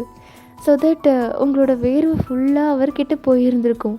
நீங்கள் அப்படி மாமா மாமா என்ன பண்ணுறீங்க? முகம் ஃபுல்லாக வேர்வையாக இருக்குது, உங்கள் முகத்துலேயே பட்டிருக்கு, ஏன் மாமா இப்படி பண்ணுறீங்க? ஏன் தங்கம் இப்படி கஷ்டப்படுற? தோசை சுட்டு இருந்திருக்கலாம்ல. இல்லை மாமா, உங்களுக்கு சப்பாத்தினா ரொம்ப பிடிக்கும்ல, அதை நான் உங்களுக்கு செஞ்சு கொடுக்கணுன்னு ரொம்ப ஆசைப்பட்டிருக்கேன் மாமா, அதனால தான் சமைச்சேன். எனக்கு இதில் எந்த கஷ்டமும் இல்லை மாமா. பாருடி, உனக்கு ரொம்ப வேர்த்திருக்கு. இதெல்லாம் ஒரு விஷயமே இல்லை மாமா, விடுங்க. நான் உன்னை ரொம்ப கஷ்டப்படுத்துகிறேன் அம்மு. மாமா என்ன பேசுகிறீங்க? எனக்கு இதில் எந்த கஷ்டமுமே இல்லை மாமா. உங்களுக்காக நான் என்ன வேணால் செய்வேன் மாமா. ஏன்னா நீங்கன்னா எனக்கு ரொம்ப பிடிக்கும் மாமா. சரி, போயிட்டு ட்ரெஸ் எல்லாம் மாற்றிட்டு முகம் கை காலெலாம் கழுவிட்டு வாங்க, நான் சாப்பாடு எடுத்து வைக்கிறேன் அப்படின்னு சொல்லியிருப்பீங்க. அவரும் போயிட்டு ட்ரெஸ் எல்லாம் மாற்றிட்டு ஃபேஸ் வாஷ்லாம் பண்ணிவிட்டு வந்திருந்திருப்பார். 2 பேருமே சாப்பிட்றீங்க. இப்போ 2 பேருமே உங்கள் ரூமில் தான் இருக்கீங்க. இப்போ ஜிமின் தான் உங்ககிட்ட, அம்மு மாமா உனக்காக ஒன்று வாங்கிட்டு வந்திருக்கேன், இங்கேயே உட்காரு அப்படின்னு சொல்லிட்டு உங்களை அந்த பெட்டு ஓரத்தில் உட்கார வச்சுட்டு அவர் உள்ளே போயிட்டு ஒரு பாக்ஸ் எடுத்துகிட்டு வர, அதை பார்க்க ஜுவல் பாக்ஸ் மாதிரி இருக்குது. நீங்கள் அப்படி என்ன மாமா இது அப்படின்ற மாதிரி கேட்குறீங்க. பாரு அப்படின்னு சொல்லிட்டு உங்கள் காலை எடுத்து அவரோட மடி மேலே வச்சுட்டு அந்த பாக்ஸ் ஓப்பன் பண்ணுறாரு. பார்த்தா 2 மெட்டி இருக்குது. அவர் அழகாக 2 கால்லையுமே அந்த மெட்டியை வந்துட்டு போட்டு விடுறாரு. நீங்கள் அப்படி, மாமா ஏன் மாமா இதெல்லாம் வாங்குனீங்க? ஏன் வாங்குனீங்களா? அம்மு, நீ என் பொண்டாட்டிடி, நம்ம 2 பேருக்குமே கல்யாணம் ஆயிடுச்சு தெரியும்ல. உனக்கு ஒரு மெட்டி கூட வாங்கி கொடுக்கலனா நானா என்ன புருஷன் சொல்லு? முறைப்படி நீ மெட்டி போட்டுக்கணும் தானே செல்லும், அதனால தான் வாங்கிட்டு வந்தேன். மாமா ஏன் இதெல்லாம் பண்ணுறீங்க மாமா? எதுக்காக மாமா இதுக்கெல்லாம் செலவு பண்ணீங்க? இதெல்லாம் ஒரு செலவா? நான் இன்னும் எவ்வளவோ பண்ணலான்லாம் காத்துக்கிட்டு இருக்கேன், நீ இதையே பெரிய விஷயமா பேசிகிட்டு இருக்க. உங்கள் பக்கத்தில் வந்து உட்காந்துருந்துருப்பாரு. நீங்கள் அப்படியே அவரோட தோள் மேலே சாஞ்சிக்கிட்டு, மாமா நீங்கள் எனக்காக ரொம்ப கஷ்டப்படுறீங்க மாமா, நீங்கள் எனக்கு நிறைய செய்கிறீங்க, ஆனால் நான் தான் உங்களுக்கு எதுவுமே செய்யலை. அதெல்லாம் இல்லை அம்மு, நீ தான் என்னை நல்லா பார்த்துக்கிற. எனக்காக இது வரைக்கும் வாழ்ந்த வாழ்க்கையை விட்டுட்டு புதுசாக ஒரு வாழ்க்கையை வாழ்கிறதுக்காக தைரியமாக வந்திருக்க. எனக்கு சமைச்சு கொடுக்குற, நிறைய வேலை பார்க்குற. நீ தான் அம்மு நிறைய பண்ணுற, நான் பண்ணதெல்லாம் ஒன்றுமே இல்லை. இல்லை மாமா, நீங்கள் பண்ணது தான் அதிகம். நீ பண்ணது தான் அதிகம், நீங்கள் பண்ணது தான் அதிகம். சரி 2 பேருமே பண்ணதும் அதிகம்தான். வீட்டை விட்டு ஓடி வந்து கல்யாணம் பண்ணிக்கிட்டோம்ல மாமா அப்படின்னு சொல்கிறேன். வாடி பொண்டாட்டி அப்படின்னு சொல்லிட்டு உங்களை இழுத்து வச்சு அப்படியே ரொமான்ஸ் பண்ணியிருந்திருப்பாரு. அப்படியே அன்றைக்கி நைட்டு உங்களுக்குள்ளே அப்படியே பிளா பிளா பிளா எல்லாம் போய் இருந்திருக்கும். ஸோ இதே மாதிரி தான் டேஸ் வந்துட்டு பாஸ் ஆகி இருந்திருக்கும். ஜிமின் உங்ககிட்ட ரொம்ப பாசமாக இருந்திருப்பார். டெய்லியுமே உங்களுக்குள்ளே ரொமான்ஸ் நடக்கும். நீங்களும் அவருக்கு சமைச்சு கொடுக்கறது, டேக் கேர் பண்ணுறது அப்படின்னு சொல்லிட்டு அவர்கிட்ட ரொம்ப பாசமாக இருந்திருப்பீங்க.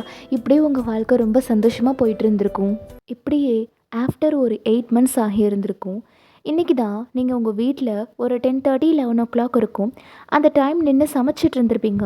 பிகாஸ் மதியம் தான் ஜிமின் வந்துட்டு சாப்பிட்றேன்னு சொல்லி இருந்திருப்பார்ல. ஸோ மதிய சாப்பாட்டை நீங்கள் அவர் போனதுக்கு அப்புறமேட்டு தான் சமைப்பீங்க. ஸோ அதனால் சமைச்சிட்டு இருந்திருப்பீங்க. அப்படியே காய்கறிலாம் நறுக்கிட்டு இருந்திருப்பீங்க. அப்போது உங்கள் வீட்டோட காலிங் பெல்லை வந்து யாரோ அடிக்கிறாங்க. நீங்கள் அப்படி மாமா அதுக்குள்ளே சாப்பிட வந்துட்டாரா என்ன? மணி 11 தானே ஆகுது, இன்னும் நான் சமைக்க கூட இல்லையே, யாராக இருக்கும் அப்படின்னு சொல்லிட்டு நீங்கள் போய் அந்த டோரை ஓப்பன் பண்ணுறீங்க. பார்த்தா உங்கள் அம்மா, பாட்டி, உங்கள் தாத்தா, அப்பா எல்லாருமே வந்து நிற்கிறாங்க. நீங்கள் அவங்களெல்லாம் பார்த்துட்டு அப்படியே ஷாக்கிங்காக இருக்கீங்க. அவங்க அப்படியே உங்களை பார்க்குறாங்க. அப்படியே உங்களை மேலேருந்து கீழே வரைக்கும் பார்த்துருந்துருப்பாங்க. பார்த்தா நீங்கள் உங்கள் வயிற்றில் கையை வச்சிட்ருக்கீங்க. எஸ், நீங்கள் 8 months ப்ரெக்னெண்ட்டாக இருக்கீங்க. உங்கள் அம்மா அப்படியே உங்களை ஒரு ஆசையோடையும் ஒரு கவலையோடையுமே பார்த்துருந்துருப்பாங்க. நீங்கள் தான் அம்மா, பாட்டி உள்ளே வாங்க அப்படின்னு சொல்கிறீங்க. ஸோ அவங்களும் உள்ளே வந்திருந்திருப்பாங்க. நீங்கள் ப்ரெக்னெண்ட்டாக இருக்கிற விஷயத்த உங்கள் அப்பா கிட்டே வந்துட்டு நீங்கள் முன்னாடியே சொல்லியிருந்திருப்பீங்க. அவர் ஏற்கனவே ஒரு நாள் வந்து உங்களை பார்த்துட்டு உங்களுக்கு பழம்லாம் வாங்கி கொடுத்துட்டு உங்களை விசாரிச்சுட்டு போயிருந்திருப்பார். அவர் வீட்டுக்கு போயிட்டு நீங்கள் ப்ரெக்னெண்ட்டாக இருக்கிற விஷயத்த உங்கள் அம்மா கிட்டேயுமே சொல்லி இருந்திருப்பார். பட் உங்கள் அம்மா அப்பா உங்கள் மேலே இருக்கிற கோவத்தில் வர முடியாது அப்படின்ற மாதிரி சொல்லியிருப்பாங்க. பட் நாட்கள் போக போக உங்களை பார்க்கணும் அப்படின்ற ஆசை அவங்களுக்கு வந்திருந்திருக்கும். என்னதான் இருந்தாலும் பெத்த ஒரே பொண்ணு இல்லையா, மாசமாக இருக்கானும் போது எப்படி பார்க்காம இருக்க முடியும்? ஸோ தட் மனசு கேட்காம அவங்க ஆஃப்டர் 8 months உங்களை பார்க்குறதுக்காக வந்திருந்திருப்பாங்க. எப்படிடி இருக்க? இந்த அம்மா பாட்டி எல்லாரையும் விட்டுட்டு உன் வாழ்க்கை தான் முக்கியம்னு போயிட்டேல்ல? அம்மா, நான் அப்படிலாம் நினச்சதே இல்லைம்மா. எனக்கு நீங்களும் முக்கியம்தான் அம்மா. நீங்களாம் எப்படிம்மா இருக்கீங்க? நல்லா தான் இருக்கும். என்ன பண்ணுறது, பெத்தது ஒரே புள்ள, வாயும் வைரமாக இருக்கா. அங்கே தனியாக என்ன கஷ்டப்படுறாளோன்னு என்னால் அங்கே நிம்மதியாகவே இருக்க முடியலடி. அதனால தான் ஓடி வந்துட்டேன். இப்போ உங்கள் அப்பா தான், அவ்வளோதான். இதை புரிஞ்சிக்கிறதுக்கு தான் உன்னோட அம்மாவுக்கும் ஆத்தாவுக்கும் இவ்வளோ நாள் எடுத்திருக்கு. நீங்கள் அப்படியே டக்குன்னு உங்கள் அம்மாவும் ஹக் பண்ணலான்னு போயிருந்துருப்பீங்க. அவங்க அப்படியே இரு இரு, என்ன கட்டி பிடிக்கிற, வயிற்றில் புல்ல இருக்குது அப்படின்னு சொல்லிட்டு உங்கள் வயிற்றை அப்படியே தொட்டு பார்க்குறாங்க. எத்தனை மாதம்? 8 மாதம்மா. 8 மாதத்து புள்ளத்தாச்சியை தனியாக வீட்டில் சமைக்க விட்டுட்டு அவன் என்ன அங்கே பண்ணிகிட்டு இருக்கிறான் கொடமுடியில்? பாட்டி, கொடமுடியிலலாம் இல்லை, அவர் ஸ்டேஷனுக்கு போயிருக்காரு. ஆமாம், பொல்லாத ஸ்டேஷனு. உன்னை கல்யாணம் பண்ணிவிட்டு இங்கே கூட்டிகிட்டு வந்துட்டு உன்னை இந்த மாதிரி வேலை வாங்கிட்டு இருக்கானா அவன்? பாட்டி, எதுக்கு கோவப்படுறீங்க? நாங்கள் 2 பேர் மட்டும்தானே இருக்கோம். எங்கள் 2 பேருக்கு மட்டும் என்ன பெரிய வேலை இருந்துற போகுது? இதெல்லாம் ஒரு விஷயமே இல்லை பாட்டி. அம்மாடி, புள்ளத்தாச்சிடா, ஒன்று கிடக்கு ஒன்று. ஆனால் என்னடா பண்ணுறது, அவன் எப்படிடா உன்னை விட்டுட்டு தைரியமாக போகலாம் அப்படின்ற மாதிரி பேசிகிட்டே இருக்காங்க. பாட்டி, முதல்ல வாங்க வந்து உட்காருங்க அப்படின்னு சொல்லிட்டு எல்லாரையும் கூப்பிட்டு உள்ளே உட்கார வச்சு நீங்கள் தான் வந்துட்டு எல்லாருக்கும் தண்ணியெலாம் எடுத்து கொடுத்துருப்பீங்க. அப்படியே பேசிகிட்டே இருந்திருப்பீங்க. டைம் போயிருந்திருக்கும். எல்லாருக்குமே சேர்த்தே நீங்கள் வந்துட்டு அரிசி போட்டு சமைச்சிட்டு இருந்திருப்பீங்க. ஸோ இப்படியே டைம் வந்துட்டு ஒரு 1 மணி போல் ஆகியிருந்திருக்கும். ஜிமின் கரெக்டாக சாப்பிட்றதுக்காக வீட்டுக்கு வந்திருந்திருப்பார். அப்படியே அந்த டோரை ஓப்பன் பண்ணிவிட்டு அவரோட ஷூவெல்லாம் கழட்டிட்டு, செல்லம், மாமா உனக்காக செவ்வாழைப்பழம் வாங்கிட்டு வந்துரு அப்படின்ற மாதிரி பார்க்குறாரு. பார்த்தா வீட்டில் எல்லாருமே உட்காந்துருக்காங்க. ஜிமினுக்கு அப்படி லிட்ரலி அவ்வளோ ஷாக் ஆகி இருந்திருக்கும். இப்போ ஜிமினோட அம்மா தான் ஏந்திரிச்சிட்டு, புள்ளத்தாச்சியாக இருக்கிறவர்களுக்கு செவ்வாழைப்பழம் மட்டும் பத்தாதுடா, ஆப்பிள், மாதுளப்பழம், திராட்சைன்னு எல்லா பழமே வாங்கி கொடுக்கணும். அம்மா, எப்போ வந்தீங்க? இப்போ உங்கள் அம்மா தான், நாங்கள் வரதெல்லாம் இருக்கட்டும்டா, என் பொண்ணு மாசமாக இருக்கா, என்கிட்ட ஒரு தடவையாவது ஃபோன் பண்ணி சொல்லணும்னு உனக்கு தோணுச்சாடா? அக்கா, வாக்கா, எப்படி இருக்க? நீங்கள் 2 பேரும் எப்படி இருக்கீங்கன்னு தெரியாமல் நாங்கள் நிம்மதியாகவே இல்லைடா. இந்த அக்காவை நீ அப்படியே மறந்துட்டல்ல? அக்கா, அப்படிலாம் இல்லைக்கா. என்னடா அப்படிலாம் இல்லை? உங்கள் 2 பேரையும் விட்டால் எனக்கு வேறு என்னடா சொந்தம் இருக்குது? எனக்கு இருக்கிறது ஒரே பொண்ணு, எனக்கு இருக்கிறது நீ ஒரே தம்பி. இன்னும் கொஞ்ச நாள் வெயிட் பண்ணியிருந்தீங்கன்னா என் மனசு மாறி இருந்திருக்கும். உங்கள் 2 பேருக்கும் நான் கல்யாணம் பண்ணி வச்சுருந்துருப்பேன். அதுக்குள்ளே எதுக்கடா அவசரப்பட்டு போனீங்க? இப்போ உங்கள் அப்பா தான், ஆமாம், நீ பண்ணிட்டு தான் மறுவேலை பார்த்துருப்ப. தாத்தா சொன்னார், ஆட்டுக்குட்டி சொன்னாருன்னு 2 பிள்ளைங்களையும் பிரிக்கிறதுக்கு தானே நீ பிளான் போட்டுட்டு இருந்த. ஏங்க சும்மா இருங்க, வெந்த பொண்ணில் நீங்கள் வேற வேலை பாய்ச்சாதீங்க. இவங்க 2 பேர் மேலே இருக்கிற பாசத்துக்கு முன்னாடி எங்கள் தாத்தா சொன்னதெல்லாம் மூட நம்பிக்கையாக போயிடுச்சுங்க எனக்கு. இப்படியே பேசிகிட்டே உங்கள் அம்மா ஜிமின் கிட்ட போயிட்டு ஜிமினோட சீக்ஸை பிடிச்சிட்டு, நான் உங்களை மனசார ஏற்றுக்கிட்டேன்டா, புள்ள தனியாக கஷ்டப்படுவாளேன்னு சொல்லிட்டு மனசு கேட்காம உங்களை பார்க்க வந்துட்டேன்டா அப்படின்ற மாதிரி சொல்லிட்டு இருக்காங்க. லிட்ரலி ஜிமினுக்குமே அவ்வளோ சந்தோஷமாக இருந்திருக்கும். இப்போ ஜிமினோட அம்மா தான் டக்குனு ஜிமினோட காதை பிடிச்சி திருகிட்டு, ஏ வடவா இங்கே வாடா, 8 மாதத்து புள்ளத்தாச்சியை தனியாக வீட்டில் சமைக்க விட்டுட்டு உனக்கு என்னடா ஸ்டேஷனில் வேலை வேண்டி கிடக்கு அப்படின்னு சொல்லி திட்டுறாங்க. அம்மா அம்மா அம்மா வலிக்குதுமா, அம்மா நான் இன்ஸ்பெக்டர்மா, எனக்கு நிறைய வேலை இருக்கும். டே உன் பொண்டாட்டியை விட என்னடா உனக்கு வேலை பெருசாக போயிடுச்சு. இப்போ நீங்கள் தான் பாட்டி, நீங்கள் சும்மா இருக்கீங்களா? ஏற்கனவே மாமா இதை நினச்சி ரொம்ப வருத்தப்பட்டுட்டு இருக்காரு. நீங்கள் இதை வேற ஏற்றி விடாதீங்க. எனக்கு ஒன்றும் இல்லை, நான் நல்லா தான் இருக்கேன். இப்போ தான் நீங்கள் எல்லோரும் வந்துட்டீங்கல்ல, நீங்கள் எல்லோரும் இனிமேல் நான் பார்த்துக்கோங்க அப்படின்னு சொல்கிறீங்க. எல்லாருமே ஸ்மைல் பண்ணி இருந்திருப்பாங்க. ஸோ அப்படியே மதியம்தான் எல்லாருக்குமே உங்கள் கையால் நீங்கள் சாப்பாடு போடுறீங்க. உங்கள் அம்மாவில் உங்கள் கையால் சமைச்ச சாப்பாடை இப்போ தான் ஃபர்ஸ்ட் டைம் சாப்பிட்றாங்க. அவங்களுக்கு ரொம்ப பிடிச்சிருந்துருக்கும். ஆஹா ஓஹான்னு சொல்லிட்டு சாப்பிட்டுட்டு இருந்திருப்பாங்க. இப்படியே சந்தோஷமாக போயிருந்திருக்கும். ஜிமின் தான் உங்ககிட்ட வந்துட்டு, நான் சொன்னல தங்கம், எல்லாருமே நம்மளை ஒரு நாள் புரிஞ்சுப்பாங்கன்னு, அது நடந்துருச்சு பற்றியா அப்படின்னு சொல்லியிருப்பாரு. ஸோ நீங்களும் அப்படியே ஸ்மைல் பண்ணி இருந்திருப்பீங்க. ஸோ உங்கள் அம்மா பாட்டிலாம் ஜிமினை வந்துட்டு திரும்ப ஊருக்கே வந்துடுடா அப்படின்ற மாதிரிலாம் கூப்பிட்டு இருந்திருப்பாங்க. பட் ஜிமின் என்ன சொல்கிறாரு அப்படின்னா, நான் இப்போ தான் ட்ரான்ஸ்ஃபர் வாங்கி வந்தேன், திரும்ப எனக்கு ட்ரான்ஸ்ஃபர் கிடைக்கிறதுக்கு கண்டிப்பாக ஒரு 4 வருஷமாவது ஆகும். ஸோ அதுக்கப்புறம் ஒரு 4 வருஷம் கழித்து ட்ரான்ஸ்ஃபர் கிடச்சிதுன்னா நான் திரும்ப நம்ம ஊருக்கு வரேன் அப்படின்ற மாதிரி சொல்லியிருந்திருப்பாங்க. அவங்க எங்கே ஊருக்கு போகிறது, உங்களை எங்கே தனியாக விட்டுட்டு இங்கேருந்து உங்களை நல்லபடியாக பார்த்துக்கிட்டு இருந்திருப்பாங்க உங்கள் அம்மா பாட்டிலாம். ஒரு வழியாக உங்களுக்கு லேபர் பெயினுமே வந்திருந்திருக்கும். ஸோ உங்களை எல்லாருமே வந்துட்டு தூக்கிட்டு போய் ஹாஸ்பிட்டலில் சேர்த்து விட்டுருந்துருப்பாங்க. ரொம்ப பெயினாக இருந்திருக்கும் உங்களுக்கு. ஜிமின் லிட்ரலி அந்த ஹாஸ்பிட்டல் வார்டில் வெளில நின்றுக்கிட்டு ரொம்ப உங்களுக்காக ப்ரே பண்ணிகிட்டு இருந்திருப்பாரு. ஒரு வழியாக உங்களுக்கு குழந்தையும் பிறந்திருந்திருக்கும். அந்த நர்ஸ் தான் அந்த குழந்தைய வெளில தூக்கிட்டு வராங்க. பார்த்தா ஒரு அழகான கேர்ள் பேபி உங்களை மாதிரியே பிறந்திருக்கு. உங்கள் வீட்டில் இருக்கிற எல்லாருமே அந்த குழந்தைய தொட்டு தூக்கி ஆசையாக கொஞ்சுறாங்க. ஜிமினுக்கு அதை பார்க்கும்போது ரொம்ப சந்தோஷமாக இருந்திருக்கும். ஸோ எல்லாருமே அந்த குழந்தையையும் தூக்கிக்கிட்டு உங்களை தான் உள்ளே வந்து பார்க்குறதுக்காக வந்திருப்பாங்க. நீங்கள் அப்படியே ஒரு மாதிரி அன்கான்ஷியஸில் படுத்துட்டு இருந்திருப்பீங்க. ஸோ எல்லோரும் உள்ளே வந்ததுக்கப்புறம் நீங்கள் எல்லாருமே கண் முழிச்சு பார்க்குறீங்க. ஜிமின் அப்படியே உங்ககிட்ட வந்துட்டு, ரொம்ப வலிச்சுதா தங்கம், இப்போ சரியாக போச்சுல? சரியாக போச்சு மாமா, இப்போ வலிக்கல. குழந்தை பாரு, நமக்கு பொம்பளை புள்ள பிறந்திருக்கா, ஒன்றை மாதிரியே இருக்கா அப்படின்னு சொல்லி குழந்தைய உங்கள் கையில் கொடுத்துருந்துருப்பாரு. ஸோ அந்த குழந்தைய பார்க்குறீங்க, நல்லா பிங்க்காக இருக்குது, அழகாக தூங்குது அது. ஸோ நீங்கள் அதுக்கு அழகாக போயிட்டு அப்படின்னு சொல்லி கிஸ் பண்ணுறீங்க. அப்பா, இந்த ஒரு குட்டி தேவதை வந்ததுனால இருக்கிற எல்லா பிரச்சனையுமே சரியாக போச்சு. டே ஜிமினா, என்னால் என் பொண்ணும் என் பேத்தியும் இல்லாமலாம் இருக்க முடியாது, அவங்கள ஊருக்கு அனுப்பி வச்சிரு சொல்லிட்டேன். அக்கா, அப்போ என் பொண்டாட்டி இல்லாமல் நான் மட்டும் இருந்துருவேனா? அப்படின்னா ஒழுங்காக ட்ரான்ஸ்ஃபர் வாங்கிட்டு ஊருக்கு வந்து சேர்ற வழியை பாரு. அக்கா, ட்ரான்ஸ்ஃபர் கிடைக்க இன்னும் 2 வருஷம் ஆகும்க்கா, வெயிட் பண்ணுங்க, அது வரைக்கும் என் பொண்டாட்டி என்னை எங்கேயும் அனுப்ப மாட்டேன் அப்படின்ட்டு சொல்கிறாரு. எல்லாருமே ஸ்மைல் பண்ணி இருந்திருப்பாங்க. உங்களுக்கு ரொம்ப சந்தோஷமாக இருந்திருக்கும். அதுக்கப்புறம் என்ன, சொன்ன மாதிரியே அடுத்த 2 வருஷத்தில் ஜிமினுக்கு ட்ரான்ஸ்ஃபர் கிடச்சி அவங்க ஊருக்கே போய் இருந்திருப்பாரு. ஸோ எல்லாருமே ஒரு குடும்பமாக சந்தோஷமாக வாழ்ந்துட்டுருக்கீங்க. ஓகே, இதோட இந்த ஸ்டோரியை நான் இங்கே கம்ப்ளீட் பண்ணிக்கிறேன்டா. ஐ ஹோப் இது உங்கள் எல்லாருக்கும் கண்டிப்பாக பிடிச்சிருக்கும்னு நினைக்கிறேன். பிடிச்சிருந்ததுன்னா என்னோடய சேனலை நியூவாக பார்க்குறவங்க சேனலை சப்ஸ்கிரைப் பண்ணிவிட்டு லைக் பண்ணிவிட்டு மறக்காமல் எப்படி இருந்துச்சுன்னு ஒரு கமெண்ட் பண்ணிவிட்டு போங்க. அண்ட் என்னை இன்ஸ்டாலையும் டெலிகிராம்லேயும் ஃபாலோ பண்ணாதவங்க சேனலில் லிங்க் இருக்குது, இஃப் யூ ஆர் இன்ட்ரெஸ்டட் அதில் என்ன ஃபாலோ பண்ணிக்கோங்க. ஓகே, உங்களை தேயாத்தானோட 7th எபிசோடோட வந்து மீட் பண்ணுறேன். அது வரைக்கும் பாய். OT7 Purple You, I Purple You.